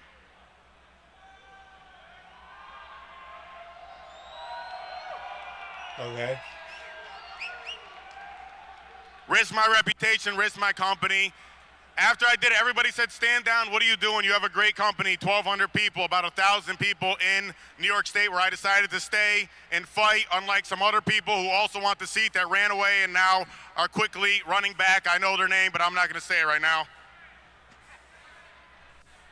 I decided to stay here and fight, and I said, I can't be quiet, I gotta keep talking, supporting the president. And I said, we have to encourage more people to stand up and admit they support the president.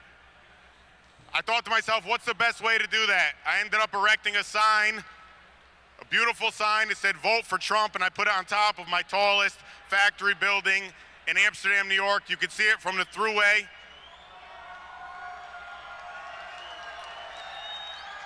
Oh, this has nothing to do with the fight. And right away, some bad political actors went nuts. They completely lost their mind, and they tried to throw me in jail over the sign. Some incredible fighters came to my aid. Henry Cejudo, 2-division UFC champion, Olympic gold medalist, showed up to support me. Kelvin Gastelum, Tracy Cortez, they introduced me to this guy who's here right now, who I've been watching fight for our country before it was popular. Jorge was out there fighting before it was popular.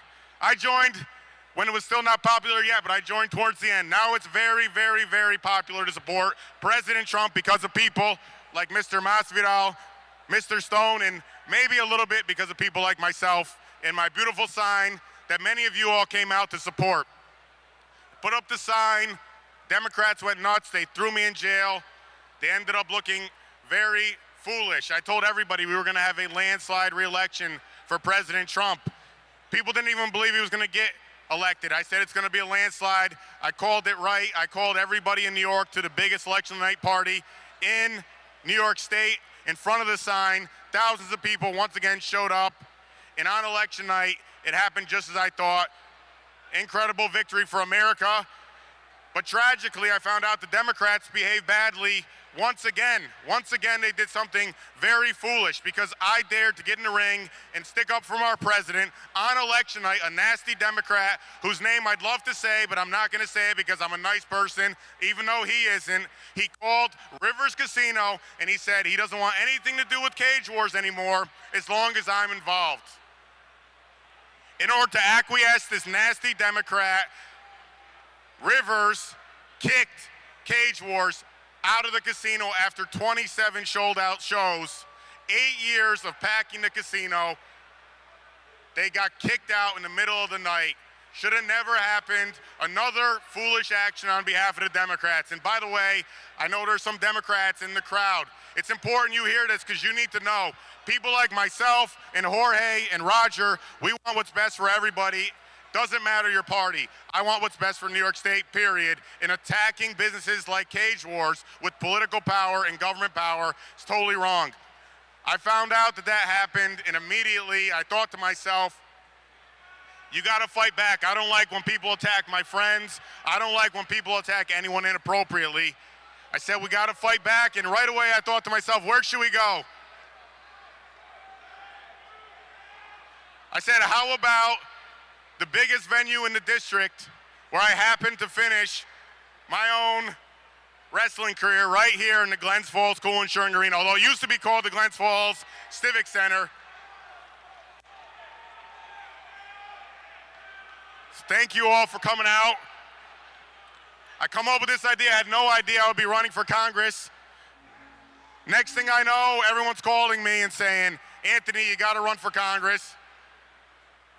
I thought about it for a little bit, and I moved about as quickly as I moved to put up my sign and build my business. And now I'm here today running for Congress, asking for all your support. I don't care who you are in the crowd.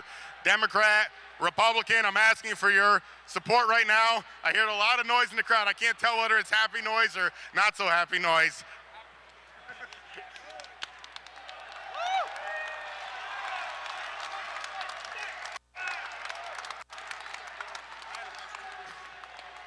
Ever since I said I was running, I've had a lot of attention, probably the most attention of anyone interested in the race.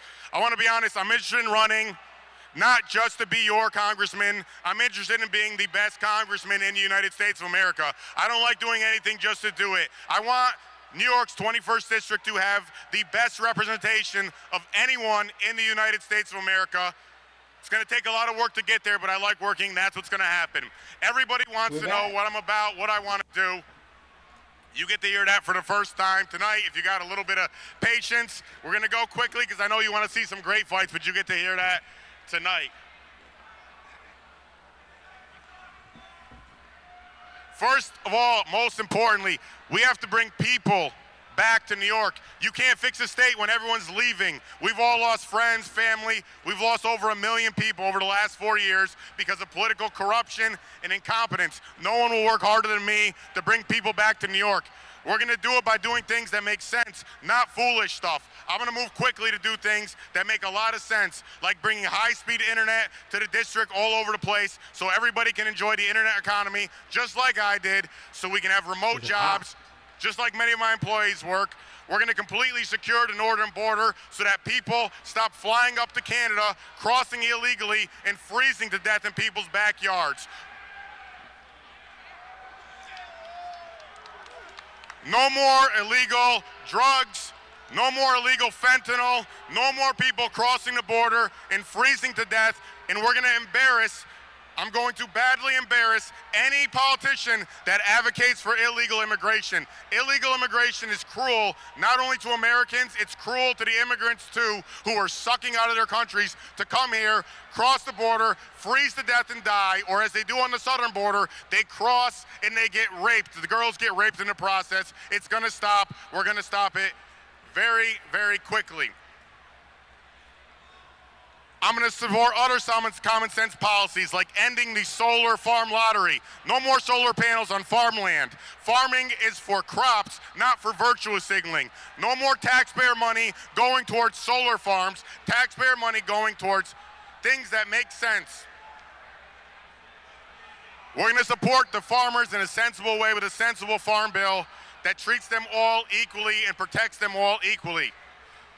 And probably most important of all, just like President Trump inspired me to be here today, I will inspire more new blood to enter politics. I will inspire more new blood to enter politics.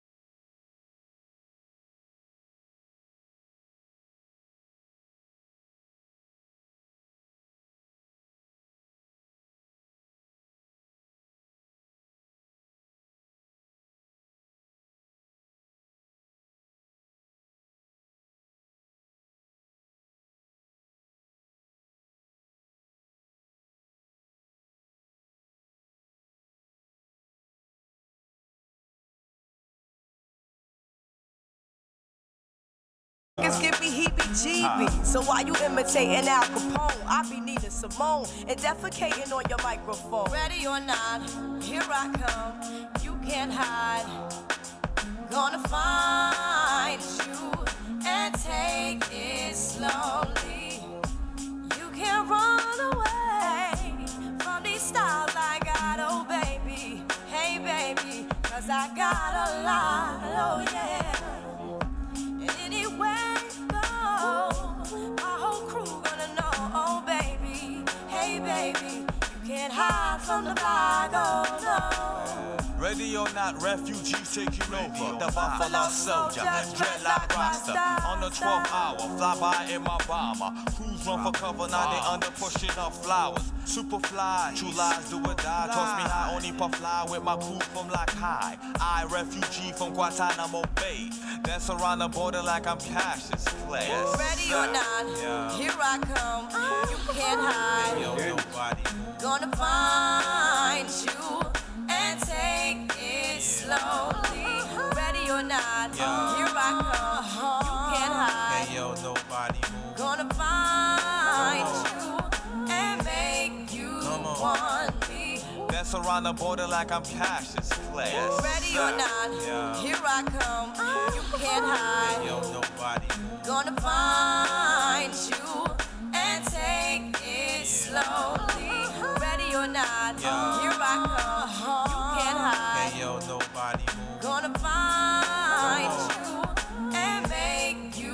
want me, ready or not, here I come, you can't hide. Hey yo, nobody move. Gonna find you and make you want me, ready or not, here I come, you can't hide. Hey yo, nobody move. Gonna find you and make you want me, ready or not, here I come, you can't hide. Hey yo, nobody move. Gonna find you and make you want me, ready or not, here I come, you can't hide. Gonna find you and take it slowly, ready or not. Got you, Marty. Artie. All right, here we go. Welcome back to Cage War 69, returning to the violence. It's such a shame that I'm not headlining Cage War 69, man. Listen, I asked. I was like, "Oh, come on now." Hey, listen, we're back, man. We took care of business. Now it's back to the action. And again, for those that don't know, Elise Stefanik is vacating her seat as she went to Washington, D.C. to work for the Trump administration. Mm-hmm. Anthony is hoping to fill that seat and keep that seat red. Right. Hey, listen, I'm all for it, man. I'm all for the red sweep. Anything that brings a change in this country, man, let's do it. Let's turn the page on a new day in America. New day in Cage Wars, new day in America. Yes, sir. New day in Cage Wars, new day in America.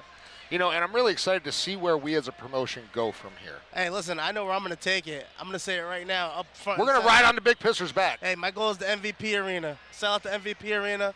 That's my next big goal. Hope you guys are all on the ride with me, man. I'll be here, Big Pisser. I know you'll I've been here since jump. From the jump. From the jump. From the day one. I was talking about that robe. For those of folks that don't know at home, they should look up your first fight. Big Pisser had a robe. Hey, look at this is the robe. He's got the glasses. He's got the chains. Better be pissed off than pissed off, man. I mean, unless you're R. Kelly. Unless you're R. Kelly. Or you're at a freak-off party with Diddy. Listen, I've had some ladies tell me that being pissed off and being pissed on is better than being pissed in. It's still better than 2 girls in a cup. Listen. I need Jesus. I'm sorry. Hey, what's up, Randy Bellamy? We see you in the chat, man. Hey, all you guys in the chat, man, we see you, good and bad. Glad to have you with us on this wild ride that is Cage Wars 69, man. Favorite number? It's my favorite number. Thank goodness this is not PG. Thank goodness, right? Thank goodness we're back to freedom of speech. We won't get canceled. Yeah, I know.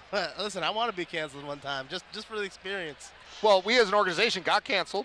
And we survived. We did. We came out stronger. Canceling is the new black. That's what they say. Oh, Lord. Not the Thank color. God you said that. The color. You can say that. It was a play on the oranges.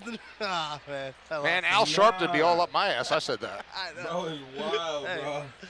Listen, we got a bunch of fans rocking the Big Piss shirts in here. Shout out to them. During the break, I went, used the bathroom, took some pics, shake some hands, punch some babies. And I'm sure you washed up after. Yeah, you got to wash your hands after you punch some babies. All right, we got a fight coming here. Colin Ainsworth versus Mr. Catalano, Stephen Catalano, Brandon Ainsworth, 145 pounds. Hey, and we got Powerhouse MMA. I think that's P for P, the same gym that Steven, the main event, fights out of. And we got Atlas, another gym. Oh, no, and actually, this is a different gym. This is Powerhouse Gym from out in Gloversville. Oh, okay. Oh, that Powerhouse. Yep. Brayton's gym. Brayton Lawton, Cody Stone, the Leprechaun, all those guys. Yep. The name that shall not be mentioned. Exactly. Yes. The name that shall not be mentioned on this stream. Yes. Hey.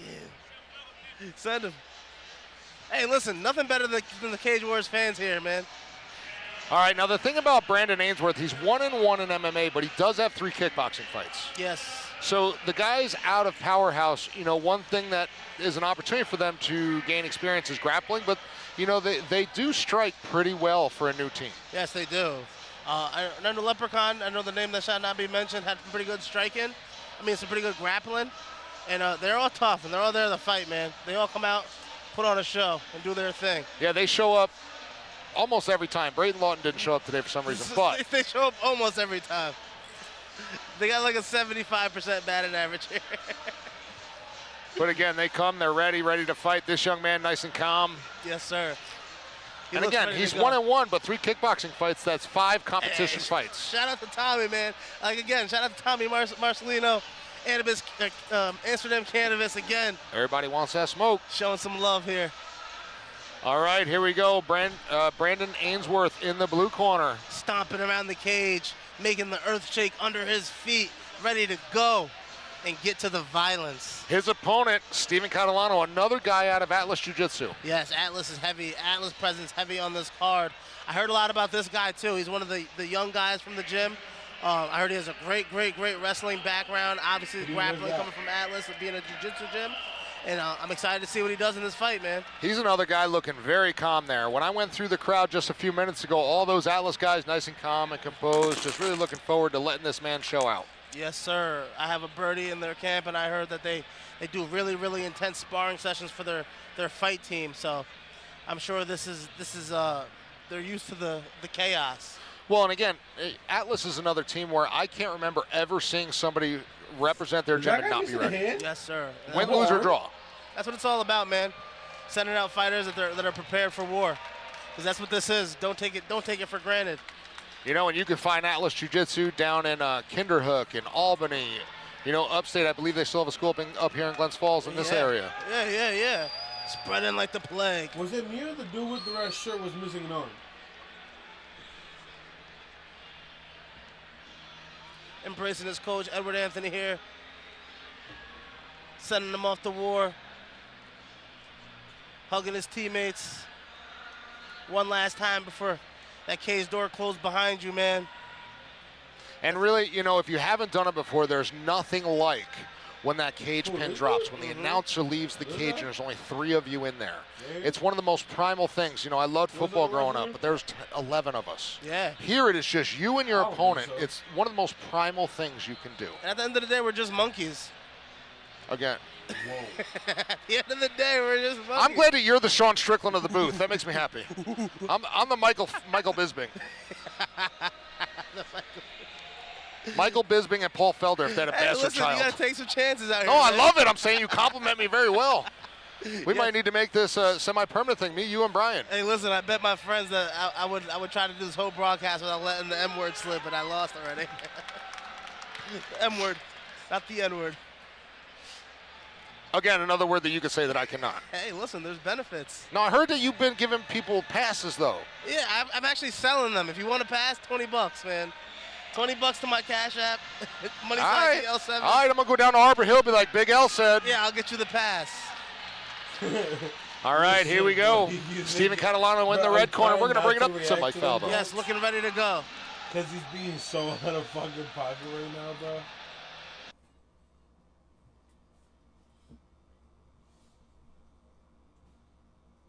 Fight fans, are you ready to get back to the action? I've been ready. Our upcoming contest on the card scheduled for 3 3-minute rounds. It is in our featherweight division. Introducing first, fighting out of the blue corner. He stands 5 feet 6 inches tall. His official weight, 146 pounds. Representing Goju Ryuki out of Gloversville, New York, Brandon Ainsworth. And his opponent across the cage, fighting out of the red corner. He stands 5 feet 11 inches tall. His official weight, 144.4 pounds. Representing Atlas Brazilian Jiu-Jitsu out of Albany, New York, Steve Catalano. And the man in charge of the action at the sound of the bell is Mr. Matt Goller. The Atlas crowd always bringing the fans out. Hey, shout out to Nina Bermudez. She's a big Cage Warriors fan. She couldn't make it tonight, but she's rooting for Musa Burgos in tonight's fight, man. Barros. He's gonna kill me. Luis was in the booth with us one day and he started rolling his R's. I'm like, I can't do that, Luis. Hey, right into the action, man. Overhand rights, big wild punches.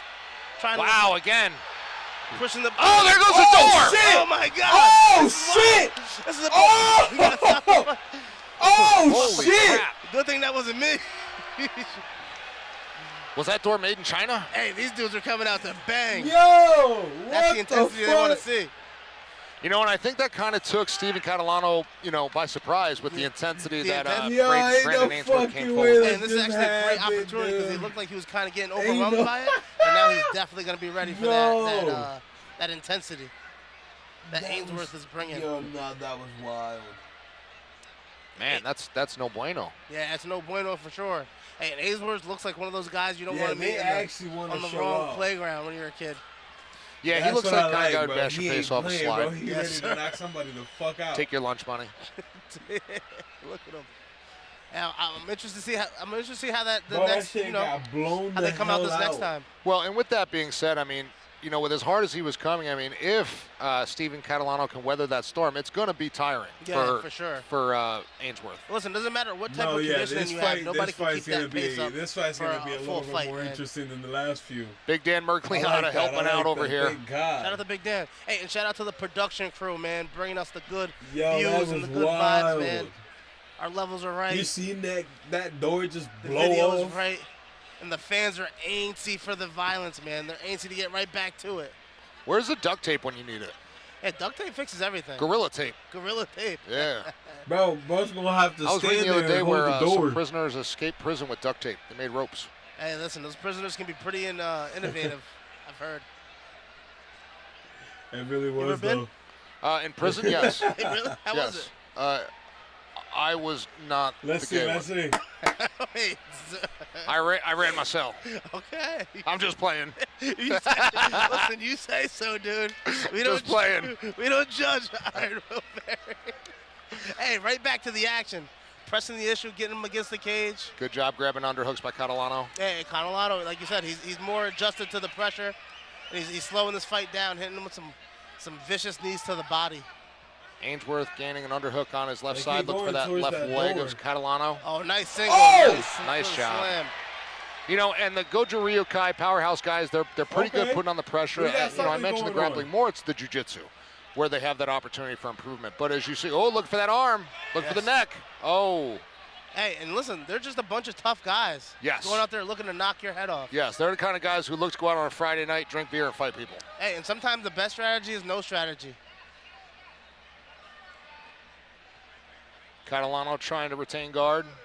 Yes, you can tell Catalano has the jiu-jitsu advantage here. Doing a pretty good job. They really keeping are, though. Ainsworth controlled here.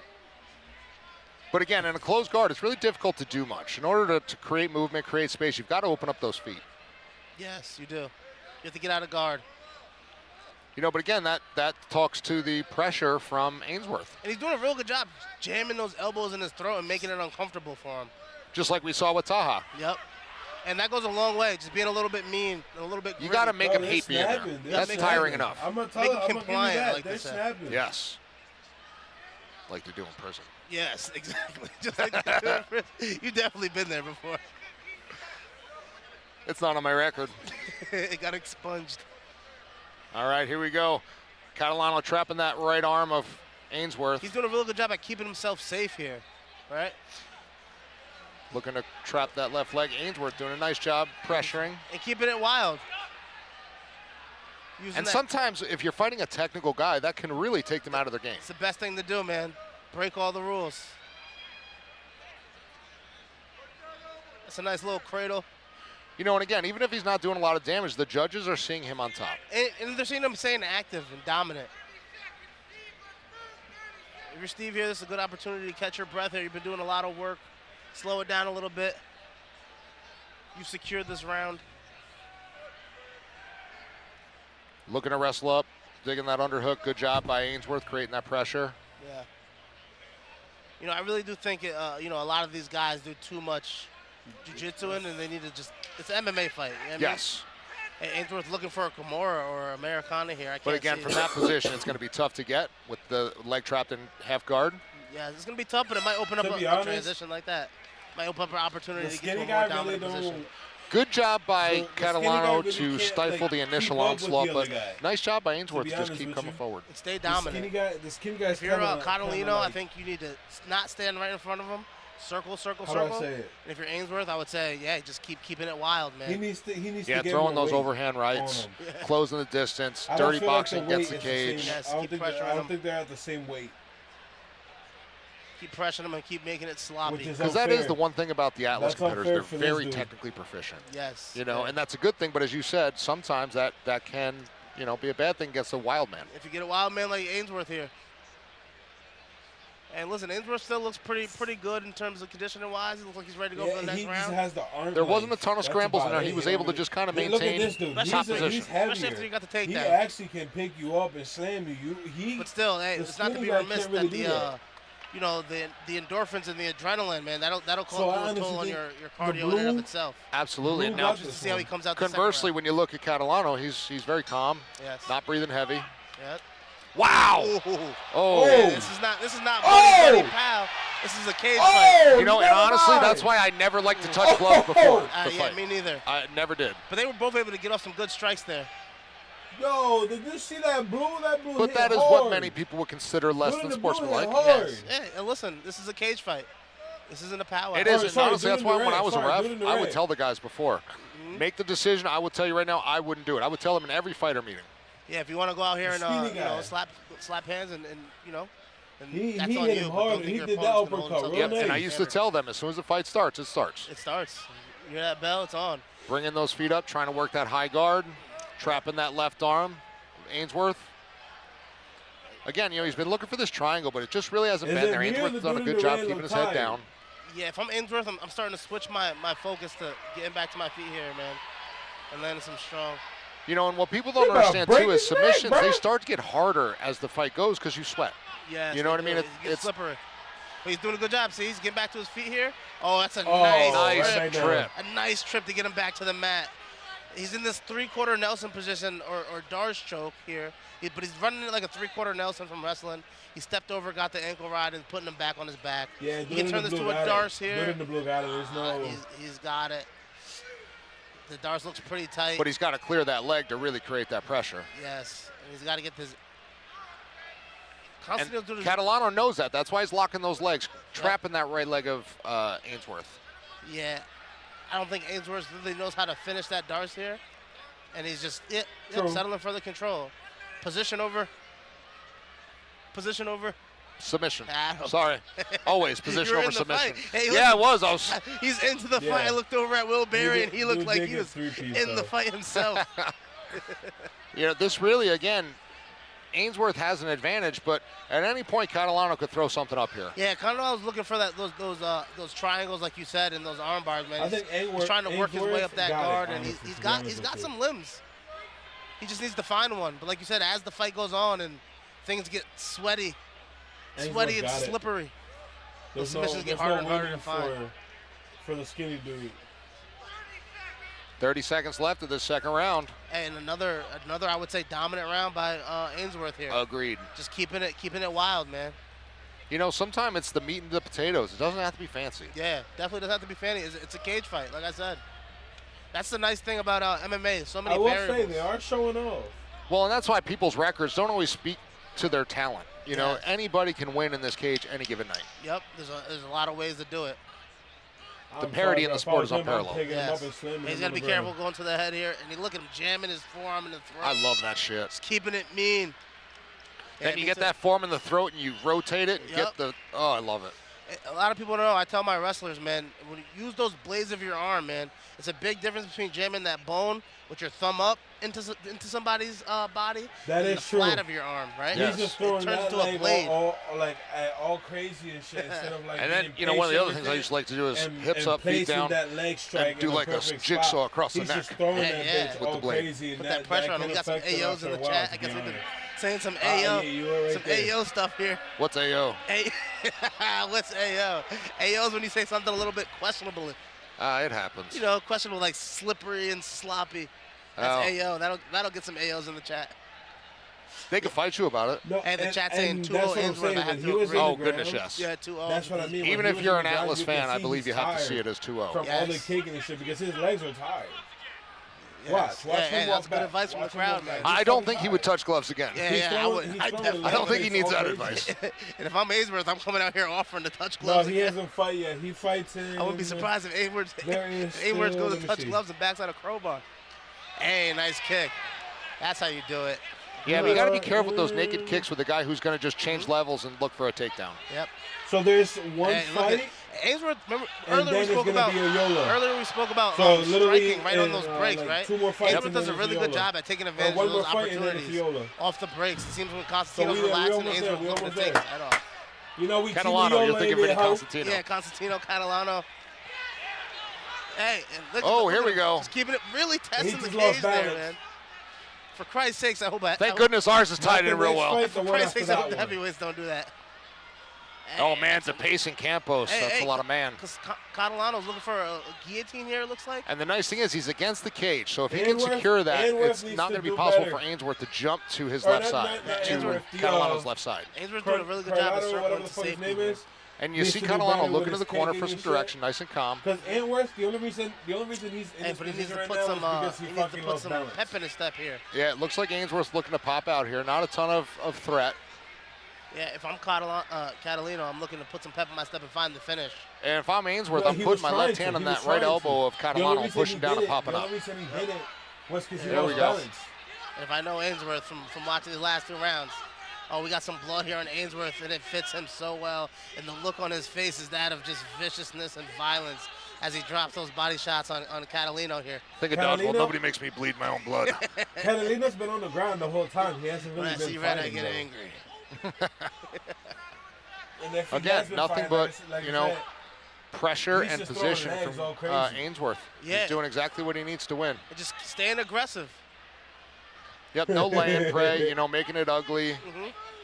No point fighting. This is war. Catalino got away with that 3. And you hear Catalano's corner saying, open your guard, because as I alluded to earlier, it's really challenging to do things from the Well, closed I'm guard. saying You know, back in the Catalino day, you almost like used to be able to hit Catalano, a so, Kimura or whatever, you know, and now that's just not even Everybody there. knows a little jiu-jitsu these days. Just going off of what the fuck they say. Whatever names they say. 45 seconds left in what seems to be Brandon Ainsworth's fight.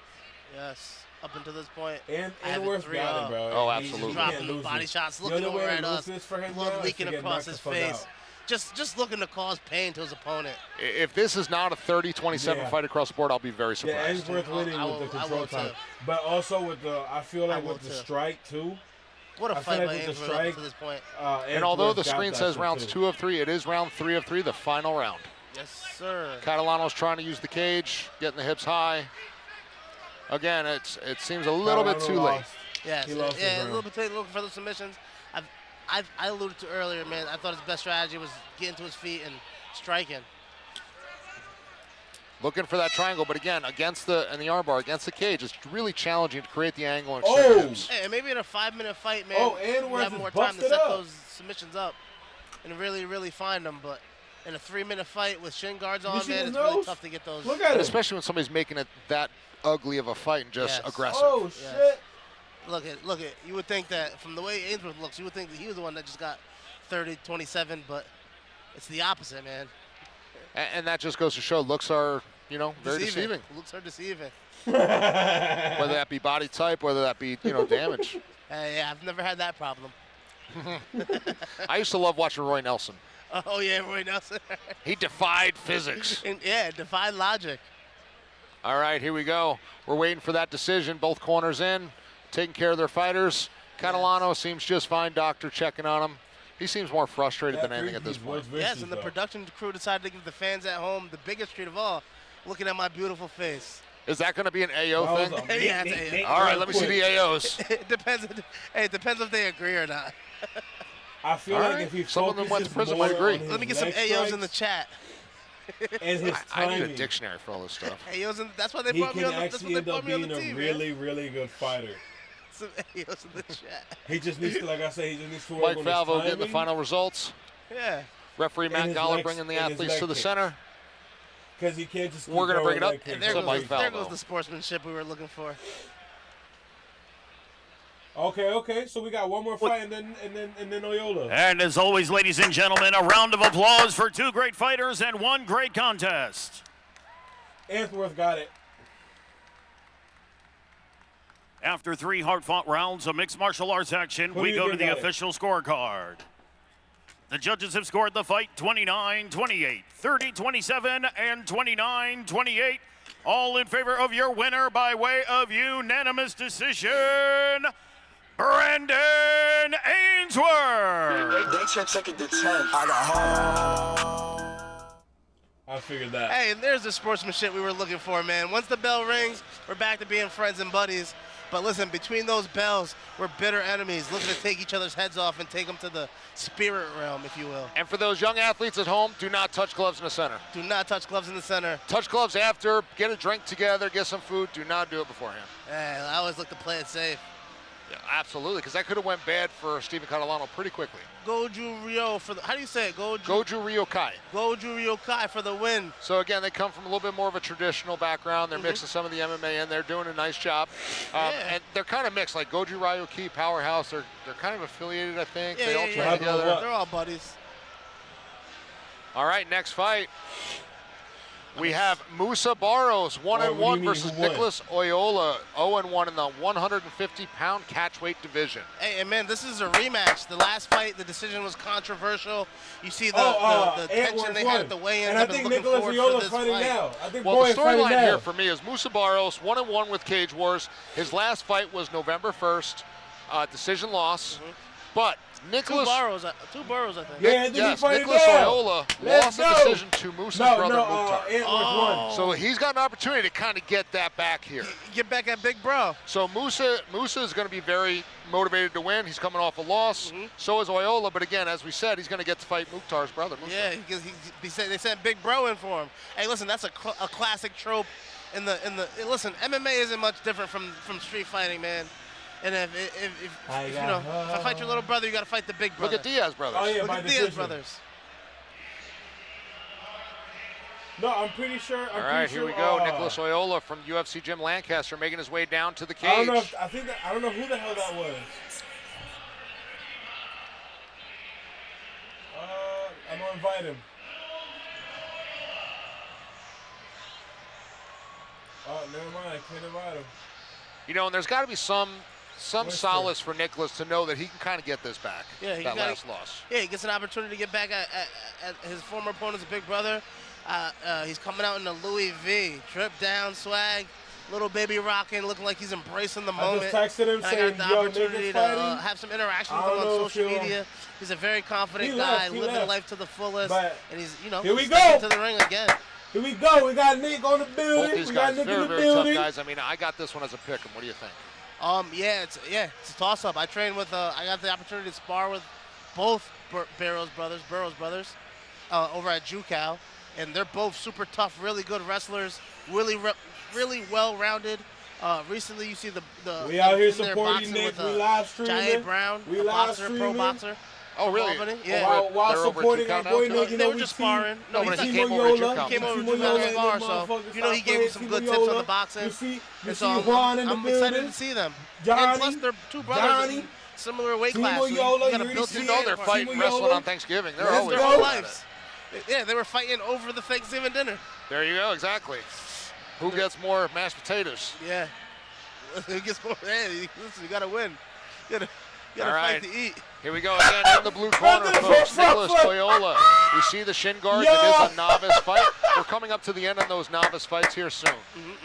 Yeah, I gotta give him. I clipped that real too. Action, I clipped it. I violence. clipped it. We know what you came here for. I'm gonna send him that. Oh yeah, we know what everybody at home's watching for. Well, come on, Nick. Bring it home, now bro. he's going to be the hometown favorite, Moose, so there's a lot of Team Jucal support here. Nick. Yeah, Let's listen, go. he's right in his backyard, and Team Jucal always brings out the fans, man. I feel like Team Jucal's name is synonymous with Cage Wars. Team Oyola over seeing that here. represented You gotta firmly make sure within he the wins. crowd Let's here. give him the positive vibes. Being accompanied down to the cage by USMTA Commissioner Ed Kinner. Shout out to Ed, keeping the fighters safe, man. Every time he talks to Ed, he always mentions that he works for the fighters, not for the promotion, not for anybody but the fighters, keeping us safe. And I do my best to respect his position, and I hope everybody else does the same. You know, I mean, I've worked for several certifying organizations over the last 10 years, ISKA, USMTA, you know, a lot of other places, and it's just a matter of Ed runs a very tight ship here. Don't forget to subscribe and join the family. Sometimes he can be a little bit tough, but again, I'd rather him be tough than have these, fighters be put in danger. But he really is a good guy, and I think one saying that fits well with Ed is a velvet glove You gotta over an make sure. iron fist. I'm really I praying like that that. he wins, That's bro. a good one, isn't it? I like that. Hey, I'm smarter than I look. I like hitting with a phone bow because it doesn't leave bruises. Like I said, honestly, I think, bro, it's more comfortable. Listen, I this think you can time. only find that in. And like I low said, that was from my old life when I used to collect wins, bookies. bro, Yeah, I think you can when only he find comes that back, in bro, we're going for low-economic white shots. communities. Johnny, when he Or comes when back you own home, bookie if he love wins, Oh, we're yeah. going for shots. And if he loses, then we're still going to go And I for actually shots. did do that. We'll make sure You were a dude's bounty okay. collector? For Bounty- bookie? bounty Yeah, hunter? for Still, bookies. make sure he Why? wins. We're No, going I'm to saying, make sure but he you were the wins, bounty hopefully. hunter. No, I was the bookie If he collector that wins, went to he's get the money. definitely going out for That's shots. what a bounty hunter is. No, a bounty hunter gets a criminal. Same thing. All right. Bookie hunt, a We're bookie going to hunter. hit this shit in his honor. Bounty All hunter right, here sounds we go. cooler. Musa making his way in. Let's We're go, gonna hit this Musa shit in his honor. Burrows. Back in the Here we go, cage. Yola. Musa definitely the thicker of the Here two. we go. Yes, he's an athlete to say the least. It's hard to believe they're both in the same weight class. Yes, Musa's very quick and explosive. We're going to bring it up to Mike. Let's do it. Let's do it. The action continues on the card for Cage War 69 with our upcoming contest scheduled for 3 3-minute rounds at our catchweight 150-pound division. Introducing first, fighting out of the blue corner. He stands 5 We feet got a 11 Yola in the inches building. tall. His official weight, 150 pounds, representing 717 MMA out of Harrisburg, PA, Nicholas No Limit Oyola.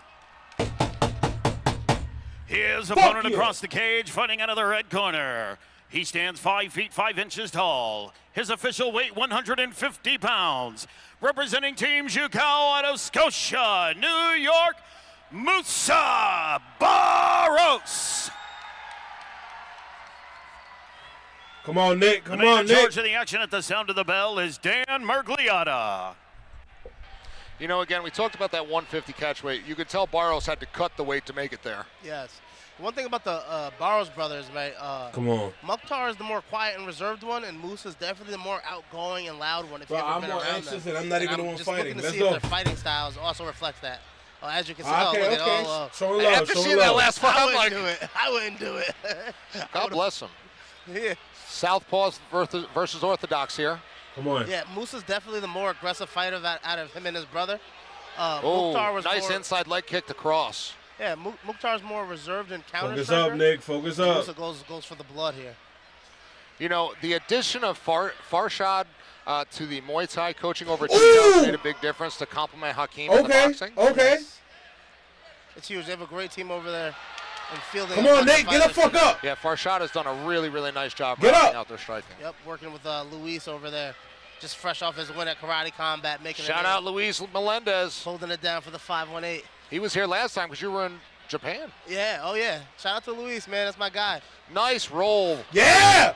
And listen, by Oyola. Oyola Come on, is Nick. nothing to sleep on, man. He has no person Bro, to he's sleep on. definitely got a been deep working bag on of his tricks. ground game. And there You you remember go. last time? Nice That's catch what I'm with that left talking leg about. and Come roll. on, get the We're fuck seeing up. some good Yes, practice Nate. play. That's what I'm talking about. See, now this is more high level. That's This what I'm guy's talking getting about, knocked out. bro.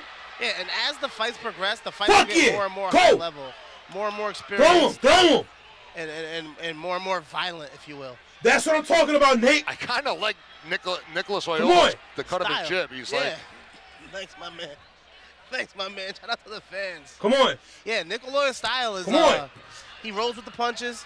You know, he's kind of deceiving in his demeanor and mannerism. Nice wrestling. nice shot by Super Musa. good shot, right to half. Right He's to side gassing control. out. He's gassing out, like but I he said, needs to take this shit. Come on. He's putting that wrestling on display. Come on. Okay, good job by Oyola You're starting catching to that see he's leg, starting to trying to gas get out. into half guard. Yeah, he's a tricky guy. He's tricky in his grappling and in his striking. Oyola. Come on. Come on, Nick. Get off Musa from trying that. to pass that left leg. Come on, come on, come Now, on, as come he on. as he saw just now earlier, he's got to be careful because he knows that his opponent does a nice job of bucking off his back. Yes, and he's very elusive in those grappling exchanges. Yes! See, exactly. That's what I'm And he's talking got about, really Nick. good hips. Get honestly. up! He does. Musa's Yes! got the strength, but Yes! he's using his hips Yes! very well. Musa wrestling up. They He's both- got better Let's go! Hey, listen, these grappling exchanges are really fun to watch. Man, they both have their strengths. I think Bro, Musa's more he's power-based, definitely been and Oyola's working more on his tricks ground and hips, on his but, ground game, bro. Man, it's 'Cause been fun to watch. Los, up to this you point. remember last this to time? me You is a remember very last fun time we watched it? grappling He wasn't transition as here good with on this the fight. floor. Yes. He's definitely been working on that shit. And Musa definitely more of the wrestler. Oyola definitely more of the jiu-jitsu style. but both of them equally respectful of each other's skill set. Yes. Come on. And like I said, I don't know what you think about this, but Oloya may have a little bit of the advantage having that fought Moose's brother there. I agree. You know what I mean? It's almost like you've been in there before with, very similar styles, very similar body types. Hey, listen, that was an extremely hard round to judge. Good on that round. I had to give it to someone. It would be Musa. For damage. Bro. For damage and just. What do you think? What do you guys think of my boy Oyola? Yeah. And he took him down twice. Yo, I would agree. Now, if I'm in Oyola's corner, though, I'm going to tell him to slow down a little bit, pick his he's punches. gassing out. He's gassing out. And, He needs to from slow what I've down. seen before, He's Oyola starting gets coming out a stronger little as too the fight fast. goes on. Ladies and Yes, gentlemen, make he's some very noise focused for over there with his corner. He's listening intently. He's catching his Yeah, breath. he You see him needs to catch his actively breath. breathing. He needs to catch his breath and fast. Increase the vagal tone. Because he came out swinging way too fast. And Musa looks in good shape too. I know in the past, man, the Barros brothers, man, they tend to slow down a bit as the fight goes on, but he's looking in great shape. Well, but they're both very muscular too. Yeah, that's what it is, and I have that same Come problem. on, round two. Yeah, the more muscle you have, the more oxygen you Come on, need. Oyola. You got this, bro. Yes, exactly, and that's just science. Absolutely. What was the science you said it was earlier? I'm an exercise physiologist and a biomechanics specialist. Biomechanics specialist. When I got into biomechanics, it really did make jiu-jitsu make sense because it's all leverage, angles, lengths. It is. Yeah. Torque. All of it is. Ooh, nice leg inside kick. Low kick. I love that. Ooh. Inside low kick. Yep. Now, with the Orthodox versus Southpaw, the cross is there for both of Ooh, them. nice. Now we're seeing Ooh, Island ooh. striking on Yes. that. Yes, bro. Dodge every single. we're seeing Oh, the get it, Nick. Look Yeah. at that takedown defense. Yeah. Wow. The front headlock, he's looking to turn the corner. Come I know on. exactly what he's thinking as a wrestler. He's trying to get to the side. He turns into a Darce. Darce choke. Locked in deep. No. Tight. No. Don't tap out, bro. Don't tap out. Oyola Do doing a not good job tap putting out, his bro. elbow to the mat. Do not tap out. Hey, this is a great fight. Yes. Wow. Yes. Fight. Great job by Oyola, but can he get out Do of not this? tap out, Now Brody. Moose is looking for a guillotine. Nah. He's got it pretty deep. Bro, Oh, do he not tap lost out, the Brody. angle. Do not tap out. Hey, listen, that's a lot. Bro, a lot do of not work tap from Richard out. there. Good whizzer. Good job hipping into that Excellent, whizzer. excellent whizzer. Yeah, Moose is having a really good round right now. Bro, do not tap out, Now, Oyola. if I'm Do Moose, not I'm gonna tap slow it out, down a bro. minute. Yeah, catch your Create breath. that pressure, catch your breath. Yeah, he's doing a really good job looking to his corner for instruction on what to do. We know that Iola's has really good hips, and Moose is doing a good job making himself wide. That's what I'm right? talking To the young about. Come wrestlers, on. they call it Patrick Starring. Hey, SpongeBob. SpongeBob. Come on. SpongeBob. Get him Make the yourself fuck off wide, of you. Patrick Starr. I love it. And it takes away some of those sweeps there. See him posting his hand out to catch himself from. Yes. And Iola's still looking for those little opportunities to pop his hips and shift. But Moose is there. It goes again. And that's part of having the He's legs trying. laced on He's that trying left to leg get of the fuck up Oyola. out of is there. Try to stop that bucking and just kind of work his way up Oyola's body. The problem with the leg laces are if you don't use it to break out their base where they're pushing off, they can pop you and roll you. Yes. But Moose is using his arms as those bases to stop himself from getting Bro, rolled. he's And his trying to knees get as the well. hell And out the of there. shoulder He's pressure not at the letting him, throat. bro. Yep, he's being real His heavy on top defending this is fucking round crazy, bro. and dominating, quite frankly. I'd like to see a little bit more ground and pound. He's looking for an Americana. We see a lot of guys going around that head to find that Americana, and he's got it. Come on, get out. Get out, Nate. Gift wrap. Yeah, gift wrap. Should do a gift wrap clinic, man. Me and you. Oh, I love that That's what stuff. we should do it. Love it. Bro, Nick needs to get out All of right, there, here bro. we go. I'd like to see Musa go for a. Come on, Brody, here, get out of arm there. triangle. You know you got that shit, bro. Passes up on both. Oyola did a good job bringing that left hand around. He sensed the danger. Looked like he was whispering in Moose's ear there for a second.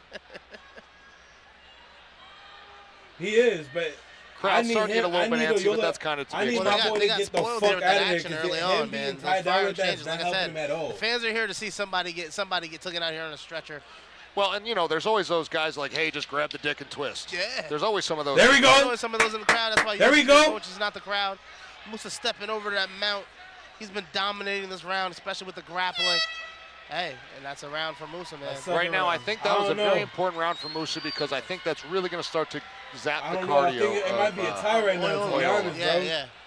Everybody he's Like I been said, going up Oyola against is usually the one is picking up as the giving fight him goes on. a but he's fight, been- bro. He's been carrying Musa for 2 rounds now and using big explosive movements. So And Musa was very smart there. He didn't expend any more energy than he had to, and he still controlled very well.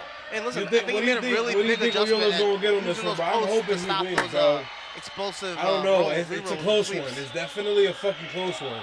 It's a big adjustment. Yeah, High IQ. Oyola's got the ice on his head, trying to, get himself back up and ready for this third round. I don't know. It's definitely a close one because I feel a great fight up Oyola to this won the point. first round. It's definitely been an elevation of skill set in both these guys. Yes. It's obvious. Yeah. Yes. I feel like Very Oyola obvious. definitely won the first round, but I feel All like right, he here we won go. the second Musabaros round. up off that Yeah, let's chair go. first. Now Oyola needs to make sure he wins this fucking round. Oyola still mentally seems into it, just a little bit more drained, if you will. Hey, listen, you're never out of an MMA fight, a man. little too Never. fast. 4-ounce gloves. I know they got the shins on, but still, man. Come You're on. never out of it in a fight. Come on, Nick. Now, the thing you're going to notice is Musa throws his punches with a much stronger base. And Lusa's really looking for that counter, too, there. You see Oyola throwing his punches, on, his Nick. head actually goes forward in front of his feet, so he doesn't have as much power. Yeah, not much power. Musa's way more sturdy, way better foundation. Like I said, nice Ooh, inside nice low kick. kick. Another kinetic linking. So with his linking. head there, feet separate, you can create power and pressure from the floor. Hey, and Oyola's kind of giving those strikes away, winding up a little much. But again, you know what? He clipped Musa, and Musa went in for that takedown. Yeah, a little bit from distance, but he's Bro, he's another it's leg. every Good time job. Oyola clips But him, that's he what goes forced for that the takedown. He takedown. clipped him with that left hand. And then you're like, that's when the wrestler. So you turn it to this. Well, especially if you've dominated this long already. Why not? Seal the deal. Go to the bread and butter. This guy's too dangerous to stand in Yeah, I front think And- I think and you see Oyola Oyola might getting have worn down. from the way they're talking. Not quite the intensity he had before. of. Yeah. And, Musa's right in the corner of Oyola, but it really doesn't matter at this point. Nah, I don't know. kind of has I'm figured hoping out for his, Oyola. Oyola's bottom game here. and But he's this just dude really keeps settling putting him into on the ground. dominance. Like, Making it difficult for him to breathe, making it difficult for him to move. He's having to resist Musa's weight on him, so he's using muscular energy. He's still looking to make those pops, but like I said, Musa's kind of made the adjustment of making himself wide on top here and not get re-rolled. So Yeah, he does seem to have negated the hip bump There we of go. Oyola. yeah, and he's spamming it now. And Musa's just scoring points here, really making his case to the judges that this is his fight. I tell people that mixed martial arts is a violent game of chess. It is. I remember when I started jiu-jitsu, my he's instructor blocking. 20 years ago, whatever, said you have to think three steps ahead. I'm like, Coach, I'm trying not to get killed. How am I thinking 3 steps ahead? I'm just trying to keep my brain cells. Yeah, I got my Oh hands man, so many dominant times. ground and That's it. pound. Musa's starting to open up the final minutes of this last round to really secure that victory. Yeah, very dominant from Musa Barros. And you see Musa here, he's jamming his head on Musa's head, kind of pinning his head to the mat. Like you said earlier, where the head goes, the body follows. Yep. And we're seeing that on display right now. Musa doing a good job posting, creating the separation. Oyola Come trying on, to get Nick, to that get left out of hip. there. Right hip, rather. Yeah, and again, we see that elbow in the head. Just making it uncomfortable. Absolutely. I mean, It interrupts their breathing patterns. It mentally frustrates them. yep. Come on, Nick. Yes. And it pins your head to the mat. Opens you up for some body Bro, ground and he- pound. he's getting Lengthens hella you out body for your shots, opponent though. to kind of close some more distance, work up your body. Final 10 seconds. The of problem third was, final bro, round. he did come in swinging a little too fucking fast and moving a little too And fast. I love the post on the face too. Like a lot of guys But don't also, realize to think Boro about is it. also right being there. a bitch. Yeah, you can post right on the cheek. Boro's Post right being under the such a chin there. bitch. It's, like you said, Bro, where the head would goes, not the let body him get follows. up. Best way to control your opponent. Great job by both these guys. Nothing to be upset about really for Nicholas Oyola. He weathered that storm. And he had a great fight. Yeah, Made a lot of fans that for pretty sure. much makes it seem He like did. And he was lost. fighting the heavier fighter. He took a catch weight fight, and he's 145er. But he Yeah, did he's do, game. like I said, he did do the A lot of shit respect. ton And, better. you can't help but have than- respect for than the anybody first time. that steps in the cage. Yeah, and fights like that. It's like that. Boy, good fight right there. Wow, you know the vibes. You know the vibes, man. It's like Teddy Roosevelt and the Man in the Arena. Yeah, hey. And that's what it is. Musa doing some crowd service here. We're going to bring it up to Mike Falvo.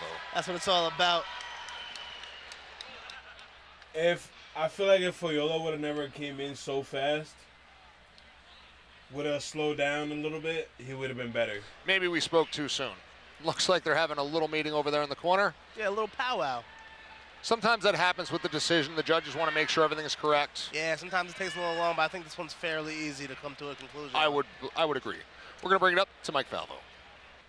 As always, fight fans, a round of applause for two great warriors and one hell of a contest.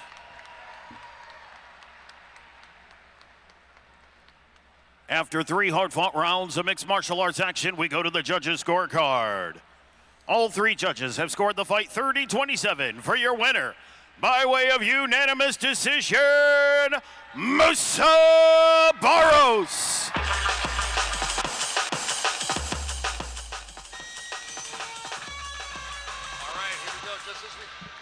All right, here we go. Just as we thought, Musa Barros coming out victorious. Yes. We see Coach Alan Gatov and Coach Farshad. I'm not going to butcher his last name. Coach Farshad. I wouldn't even try. Good. He did really freaking good. Hey, listen, and he, like you said, he's made a big difference in the striking of the decal fighters. Really, they use knees really well. They use step-off kicks really well. They mix the strikes up very well. You know, I mean, they really are making people think at this point. And listen, that's what it's all about, man. Stepping up the game, trying to push their fighters. And speaking of decal fighters, man, there's Cloud Hammer in the building. That's one of my favorite things about the Cage Warriors shows, man. Just the, you know, the community of fighters. It's a different bond you have with the fighters that when you've been in that cage, you experienced it. You've won, you lost. You've been in the cage together. But he did. And like I said, he it's did a amazing, brotherhood, if you will. So. You can't go yeah, over especially if you've ever fought somebody. You know that. I mean, you could hate that person leading up to it, but afterwards you can't help but have that certain level of respect. Hey, sometimes you even got to convince yourself you hate them, depending on your mindset. But yeah, I've been there. Been in all elements of the fight game. Been close to my opponents. Been enemies with my opponents. And at the end of the day, you have respect for your opponents. I was watching the Dark Side of the Cage on Nick Diaz last night. He talked about that. He's like, you know, I really like to fight. He's like, I have to try to hate somebody. They didn't only just, you know, and that's why he acted out the way he did. He was working himself up to dislike that person. Yeah, you see that a lot. You see people work themselves up to kind of get more into it, right? To stay motivated. Because listen, it's a long fight camp, man. You gotta keep yourself motivated through the ups and downs, through the pain, through the you know, the dark nights of wondering how this fight's gonna play out. I'm gonna be texting him sometimes here in a little bit, letting him know that I got, like, I made hella clips. It is, and for the folks at home too that don't realize it, no fighter enters a fight healthy. Yeah, that's a fact. You try to minimize your injuries because the fight isn't the hard part. It's that camp and the volume of training. Let me stop this. I honestly think he did really fucking good, to be honest with you. I honestly think he, out of this fight and the last fight, he did way better. Now, if I was to give him any advice, it would be to definitely slow down, because he was rushing at the beginning. He was rushing a little bit, and work on his cardio. Now, I will say he improved a shit ton on his groundwork from his first fight, because I don't know if you remember, Lowe's, on his first fight when he was going to the ground, it was pretty much he was getting defeated. Now on this fight, he actually fought back when he was on the ground, so that I will give to him. He did improve a lot on that. Now, like I said, he definitely needs to improve on his cardio, and he definitely needs to work on not going in so fast. But all in all, it honestly, out of all the fights that we watched up until now, I feel like Oyola's fight was definitely the best. Nah, they were. That I will say they were fucking crazy. Should we watch this last one before I end the stream or not?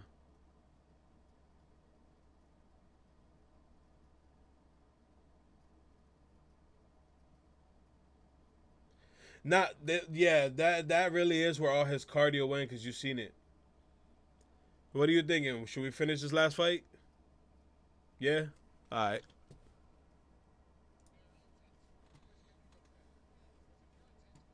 You kind of get tired, man. Let's finish the last fight. My go-to strategy is always to stay relaxed, man. I like to joke and laugh and have some fun. Real shit. Stay relaxed, and when it's time to get into the fight, I get in business mode. After this, Tim Yant's a very tough guy, very game guy.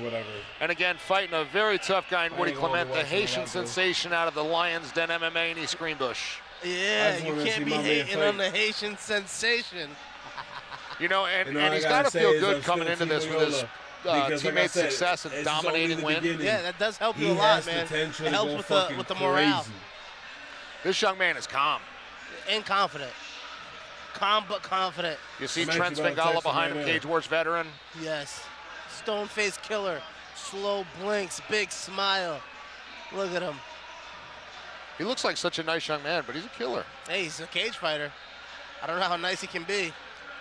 You know what I love is he's a grappler, but he's coming out in Muay Thai shorts. Yeah. So, I mean, he wants to throw. Yeah, he wants That to makes me happy. I did that too. They are the coolest shorts, to be fair. But you got so much more movement. Yeah, true. Even if you're not kicking, even when you're grappling. Yeah, true. Listen, I like the Muay Thai shorts. That's my go-to for fight shorts. Muay Thai shorts there. Coach Fingala greasing up Woody Clement 1-0. Again, last seen here in Cage Wars in February 2024 with a submission win. Yes, sir. Let's see what Woody's got to offer here. Show your stuff, Mr. Wood. Very opposite energies right now. Woody very relaxed. Tim Yance very intense. Yeah, I like Haitian Sensation better than Mr. Wood.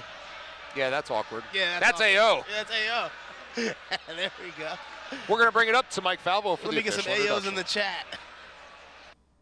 Continues on the card for Cage Wars 69 with our upcoming contest scheduled for 3-minute rounds in our flyweight division. Introducing first, fighting out of the blue corner. He stands 5 feet 8 inches tall. His official weight, 124 pounds, out of Mosier's Mat Club. Fighting out of Harrisburg, PA. He's from Harrisburg. All right, we got another one from Harrisburg. Bet. His opponent across the cage, fighting out of the red corner. So he we stands got 5 feet 4 Harrisburg. inches Come tall. on. His official weight, 123.8 pounds, representing Lions Den out of East Greenbush, New York, Woody Clement. We got another person from a hometown. Big response for Woody. In charge of the action at the sound of the bell. Absolutely, Woody being is the Mr. local Matt favorite. Goller. Lions Den always represents, just like Team Jukow. And I'm looking over here at Tim Yance. He's got the eyes of a wild man. He really does, and he's very happy, almost like that Joker-esque kind of look. Joker vibe here. He's just ready to create some chaos here. And Woody stone-faced, Exactly, that's what I'm saying. We got another hometown. Ready, walking out, slow to the center. Jeez, these guys make me nervous with that. Ooh, okay, Harrisburg. Nice, nice catching it. But nice hip switch by. Bro, he's throwing it Yance. hard. Yeah, you see him looking for those submissions. I think that's the best time to stand up. After you get taken down, is the best time to start working your way back. You gotta up. watch that face. You see Yance Yance trying to work to his left side. Woody's going to be better off just staying calm here, slowing the pace down. Let Tim Yance kind of exert that energy. Oh, Yance looking for an armbar here, but he's not quite on it. You know, Lions Den guys, they're going to be used to defending that, and if that elbow's not below those hips, you're not getting it. Yeah, that's not going to slide on Woody here. Great grappler. This dude is crazy. Nice job getting out of the corner. Right now, he's just, I believe, trying to catch something and roll, Woody. Woody doing a good job looking to trap that right arm. Hey, Woody's using his knee there, yeah. To trap that right arm, absolutely, pin it down. You know, and he's got a good thing there with the right knee of Yance. I don't know. I don't think Harrisburg might get this one, to be honest with you. He's got to get his arm from behind Yance's leg there and start working to side control. And maybe he's there. Yep, there he goes. Yance still got his arm. There he goes. Yep, and drops a hammer fist down with it. You know, Yance is bringing those hips high. Looks like he's threatening, but I've not seen Woody really in any danger at this point. Yep, heel hooks are illegal. And only straight knee bars. Only straight knee bars. He's got to be careful because at any point it could turn into a rotating leg. And I've been in those ref meetings, and they'll end the fight. They will end it right there. Yep. Yo, Harrisburg is doing crazy. That white boy going crazy right now. A bad move here. He got a little high. In wrestling, we call that hunt the head hunting. No, he did jump a little too high there. So yep, whenever those guys throw those boots and they get high, you gotta head hunt. He's looking to lock Woody down with that right leg. Woody bringing that elbow in, creating some space. If I'm Woody, I'm getting that forearm harder know than what the bringing fuck his is chin going up, on. passing that leg. I know I said this many times, but if I'm Yance, man, I'm looking to take this fight to my feet, man. Yes. They're going crazy, I will say he's that. kind of like fell into these submission attempts and these grappling exchanges. He's been coming up short in most of them. Yeah, he's accepting the grappling exchanges as opposed to using his grappling to get up to his feet. Yes. Every minute you spend grappling is a little bit less than you have off of your... Oh, he got on Woody his looking head. to try to pass to He's Mount. grabbed onto his head. Yance trying to retain that left side of his guard. Half guard trying to roll Woody. Woody does a nice job. And see right there, that was a good opportunity for Yance to bring those knees under. To bring them knees under, start working your way up to your feet. Again, all Woody Clement right now. Yes. 10 10 seconds. seconds. And dominant round for the Haitian Not real sensation. shit though. Manuel Cape is the Haitian sensation in the UFC, right? I'm not sure about the extensive history of the Haitian sensations. I don't know. That was a crazy round. I don't really know who But I that know we was, got to one be right in honest front of with us. you. Woody Clement just coming to a dominant first round in this fight here. Now let's see how Tim Yance responds. Yeah, let's see if he makes any adjustments. Because I think if I'm Coach Fingalo, I'm telling him, just keep doing what you're doing. Keep doing exactly what you're doing, man. Keep winning these grappling exchanges and keep pushing the pace. Keep pressuring them. Yeah, I mean, Make I them don't, uncomfortable. I don't think there's a reason at this point for Woody to do anything different. Nope. What you're doing is working. If it ain't broke, don't fix it. Right or wrong, Mike Falvo. We got Mike Falvo in the building. The best in the business. The best looking suit on this side of the Mississippi. Holding it down, bringing us the vibes and the voice. I'm too big. I couldn't wear something like that. I'd give somebody like an epileptic seizure with the light. He said, All right, let's go. Second I don't round. play the message, but hey, Mike Falvo on the mic. Man, give him a shout out, Mike Falvo. I said, Mike, I can't Don't pull forget that to jacket follow. off because I'm Don't too forget big. to The light follow, would end up guys. giving somebody an epileptic seizure. Even though I know Los, Yeah. you already followed, and I appreciate that. I don't think Mike's bro. on. I don't think it's Mike. Dancing Queen. Dancing Queen. Somebody said you're the Dancing Queen. Was that in the comments? They can't even see you. Woody doing a good job catching that right leg. And again, we've seen a lot of those body kicks get caught tonight. Now again, he's working the legs up high, but you'll see Woody's left elbow out from underneath the butt of Yance. And this looks like a reverse triangle situation here. We've seen I this need to, a I few need to get times. my outros But he's and no shit threat. The back. legs aren't really I around the don't got neck, him no more. I more gotta around get the it back. body. Like I said, he's going. Yance has got to watch those hands in that cage, though. He's throwing up these attempts, but I think he'd be a lot better off using these to get back to his feet. man. Agreed. He's just Agreed. losing. He's just losing these rounds. Oh, watch. Oh, he punched him in the face. I knew it. Oh Oh, no, God. Tim Yance. Tim Yance visibly upset and understandably so. Yeah. He's gonna get Uh-oh, the duck that's to a the point. The duck to the point, and listen, hey, that brings some. Oh, this is duck to the I point. expect Tim Yance to come out hard. Dan Mergliotta having a conversation with Tim Yance. Yeah. Hey, listen, they're gonna knock him a point, and they're setting them back on their feet. If you're Tim Yance, this is almost a blessing, man. And now if you're Tim Yance and you win this round, you're up 2 points in this round. Yes, exactly. And it being a 3-round fight, that's a big advantage. If I'm That's Woody, though, what I'm not I'm going to saying. try He to match keeps kick for kicking for kick because absolutely his no legs are that fucking much reason. smaller, shorter. If I'm what is Oh! big hook. Oh! Woody rocked, but he's right back to that Wow, wrestling, you know man. what? Good awareness, but Yance definitely rocked him with that, Definitely rocked him with with that that hook. punch. Oh, That he hook, was man. going My man's hard. trying to get back to my feet and get right back to what just happened there. Yance complaining about the form in the throat. Yeah, Referee Matt Goller talking about the fact he's framing up, which Yeah, is legal. Not going for it. If I'm Yance, I'm just focused on fighting, man. Focus on getting back to my feet and getting back to the action.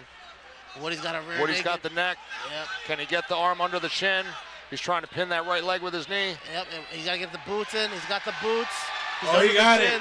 He got He's it. just got to get that arm free. But again, this is not easy to finish. He's got to get that arm free, stay under the chin, and seal the He deal got here. it. He's got to keep swimming those arms underneath. He's doing a really good job pulling his chin the other way there. Yep. There now we he's go. under it. But again, Oh, he the might elbow tap. is on the chin. Yeah. Oh, he let go. He's very close. The toughest thing with those gloves is making the blade and getting it under the chin. Yep. Sometimes you got to use your one blade to lift the chin up from like the nose or the chin area to get your other arm under there. Because right now, Tim Yance is doing a good job defending this. Oh, he tapped. He tapped. Oh! Oh! Man. Oh! And Tim Yance has some anger issues. And referee Matt Collar is not going for it. Shit, I Bro, got so he did excited. I not was about to just jump hit in him. there. Hey, listen. He did Tim not Yance, just I think he hit has a him. lot more to deal with from the crowd, man. But I mean, he didn't get Crowd's thrown though. showering boos. I will be honest, I will Boos are swing too if he thundering, just echoing throws me like throughout that. Echoing throughout the arena here. Well, but again, in Yance's defense, Woody pushed him off. You know, Yeah, it was. But listen, after you win, now a you fight- don't punch after that. Nah, you know. don't punch after that. But after you win a fight, man, there's a lot of emotions that go through you. And hey, it is Yo. what it is, man. They're in the cage. You guys just fought. Yeah, I don't think they're going to be Nah, he super did. nice That to one was- another. Yeah, we talked about your That always was friends after a crazy, fight. bro. He really If I'm the stole his referee, I ass. don't know if I'm letting them close to each other after that. I think Matt Goller can handle himself. Oh, we just showed he can. He just showed he can. He just went Big Dan, Big John McCarthy on him. Yeah, hey, listen. Remember back in the day when he used to like have to throw himself on the guys in the original UFCs? Hey, listen, I'm a firm believer of use that energy in the fight. All right, let's look at this That was replay. crazy. So he's fighting Bro, to look get at those this hands shit. underneath the chin. Yep. Yance is doing a good job up until this point. Bro, But he's he going to really be over the swung chin, and after the Yance fact. just has enough at this point. Yeah, what he The just new muscled person it that here. just joined, He got don't it, leave and just he yet. Watch this squeezes. shit. And now And he's then, trying. look, he got the taps tap. out. He gets And you'll thrown. see And here he where he swings. pushes Oh him. yeah, that's a big push. You know, but that was tough. Bro, he was mad. That's a tough one. Hey, but listen, you know what they say in the playground? It's never the person who hits first. It's the person who hits back that gets in the biggest trouble. So. Yeah, it always happened that way in school. Yeah. We're going to bring it up to Mike Falvo. As always, fight fans, a round of applause for two great fighters and one great contest. Hey, listen to the crowd, man. That's the way to get the people going. Damn, After bro. 3 hard-fought rounds of mixed martial arts action, we go to the official scorecard. Referee Matt Goller has called a stop to the fight. 2 minutes, 17 seconds into round number 2 for your winner. By way of rear naked choke, Woody Clement. Now, if I'm Woody's coaches, I'm just pulling him back. Like, let's Yeah, go. take him right to the back, man. Oh, look at them. Got to shake their hands there. All right, respect. Better judgment always wins in the end. And again, it's the heat. We talked about it. It's primal. It's Yeah. the heat of the moment. Like I said, we're just Oh, monkeys. shit. That wasn't bad. That wasn't bad. Hey, That yo. was fucking crazy. Hey, that's not a hey, yo. But listen, awesome But fight. this is Anything what that we gets the gonna crowd end going, it, I'm a just fan because of, I've man. been live for And this fight definitely 2 got hours them and going. Damien- It definitely gets the crowd going. It's Damien all about 3 evoking a hours. little bit of emotion out here, man. That's what the people come to see. They come to see those moments. Bro, man, that ain't the word, bro. What a great fight, man. Shout out to Woody That Clement. ain't the Moving on to word. 2-0 in the Cage Wars cage. We hope But to see him a little I'ma bit be sooner this honest. time. You Yeah, know, and out the not a shin year. guards. And out the shin guards, maybe puts some ground and pound with that He said I will dominant be too. wrestling. Hey, Now we're back getting. on the Now they're screen gonna here. be going to the Next to fight, the actual Mukhtar main. Barros main, versus Mitch card. White in the 145-pound division. Hey, and if you liked watching the other Barros brother, Yeah, you Hunt got a for 3 second dose minutes of the is Barros crazy. here.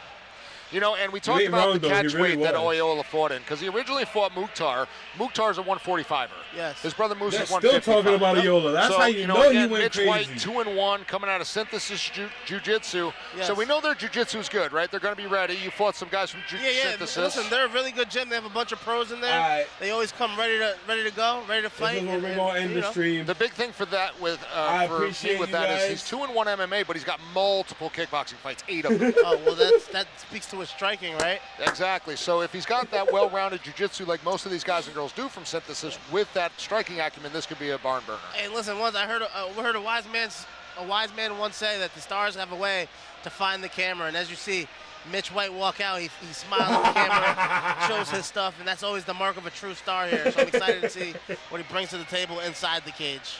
Mukhtar Barros, Yeah, 2-0. he We said, last saw "John, him helping me November on of live TV is 2024 crazy." with a Cage Wars decision win. Hey, and listen, like I said, you know, just to juxtapose him to his brother here, Mukhtar is the more reserved one, and I think his fighting style reflects that. Musa is more aggressive and willing to get in those dangerous exchanges. Mukhtar's more calculated in his approach and a little bit more reserved from what I've seen of him. That motherfucker So I'm was excited to see how this fight works out. Mad. Like, that's just funny, bro. All right, here we go. Getting ready to go in. Mitch White, very excited about this. Just taking it all in, man. Taking in the energy. This is a packed arena, bunch of fans in the crowd here, and they're letting the fighters know exactly how they feel about every fight. This is where I'm ended, though. Making his way into the cage, and now we notice no shin guards, Big L. And no shin guards, that's when it gets real. So for all you guys who came to see the violence and the blood, I mean, we can do another and the fight. pain, You guys you're want to do finally another getting what fight? you wanted. And I believe, if I'm correct, in Mitch White's corner is Jonathan Piersma.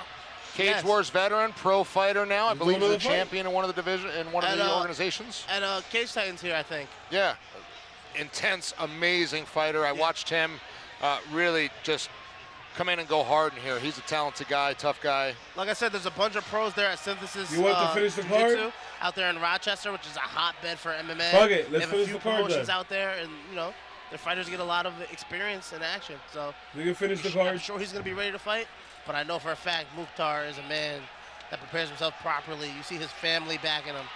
I love it. His brother, team, his coach, daughter, the Jucal squad, and Army. And again, far shot on his left side. I can't say enough about how much of a difference he's made for that team. He really has. And he's a true martial artist, so he holds them accountable. Like one thing about Jucal is they're so friendly that sometimes with each other they lose a little structure. You know what I'm saying? But far shot, I mean, that's one of the things that was. That back. Yes, it was tough for the guys to get used to because they said, "Wow, he's really strict in the gym." Yes, he is. Give me 1 second. Sometimes you need that. You always need that. Iron fist, or velvet glove over the iron fist. Well, especially when the general, culture of the gym is more fun and you love to hang out with each other. You got to have that guy. Hey, Mukhtar's got his veins bulging out the armpits. It's the first time I've seen that. Yeah, he looks to be in incredible shape for this fight. Real militant in his in the way he prepares. I think he's going to want to go out there and get a finish. Yes. And still explosive. Like I said, he's reserved and more calculated in his approach, but he's still explosive and can unleash a flurry at any moment in time. So do not blink. Do not turn your eyes. I'm gonna send you the live stream this is gonna on be Facebook. A hell of a fight. You right want here. that, or do you want me to send you the? Hey, we got the fans in the chat, man, debating the sportsmanship from the last fight. Who was at fault there? I don't think we ever came to a conclusion. But like I said, I mean, Woody pushed him off pretty hard, but throwing that spinning back fist is, Hey, listen, as far as I'm concerned, right and wrong, history is written by the victors, so. I thought about that. I heard somebody say something the other day. It's very interesting that all the good guys won all the wars in history. Yeah, I just sent you the live on and listen, on Facebook. As far as I'm concerned, the winner was right. Let me know if you got it. The loser was wrong. So just to put that debate to rest there. Mukhtar, definitely the calmer of the two brothers, just nice and relaxed. Yeah, like I said, if you've ever been around them two, you know that Mukhtar is the more quiet one and the more reserved one, but that is not to be remiss because he's a silent killer. All right, here we go. He looks like a big 45er, too. Yes, they're both very, very, very well put together, very, very explosive and athletic. All right, We're going to guys, bring it up to Mike I Faldo. definitely enjoyed the fun. We're going to definitely do this again soon. The action continues on the card. Y'all stay blessed. Have a good one.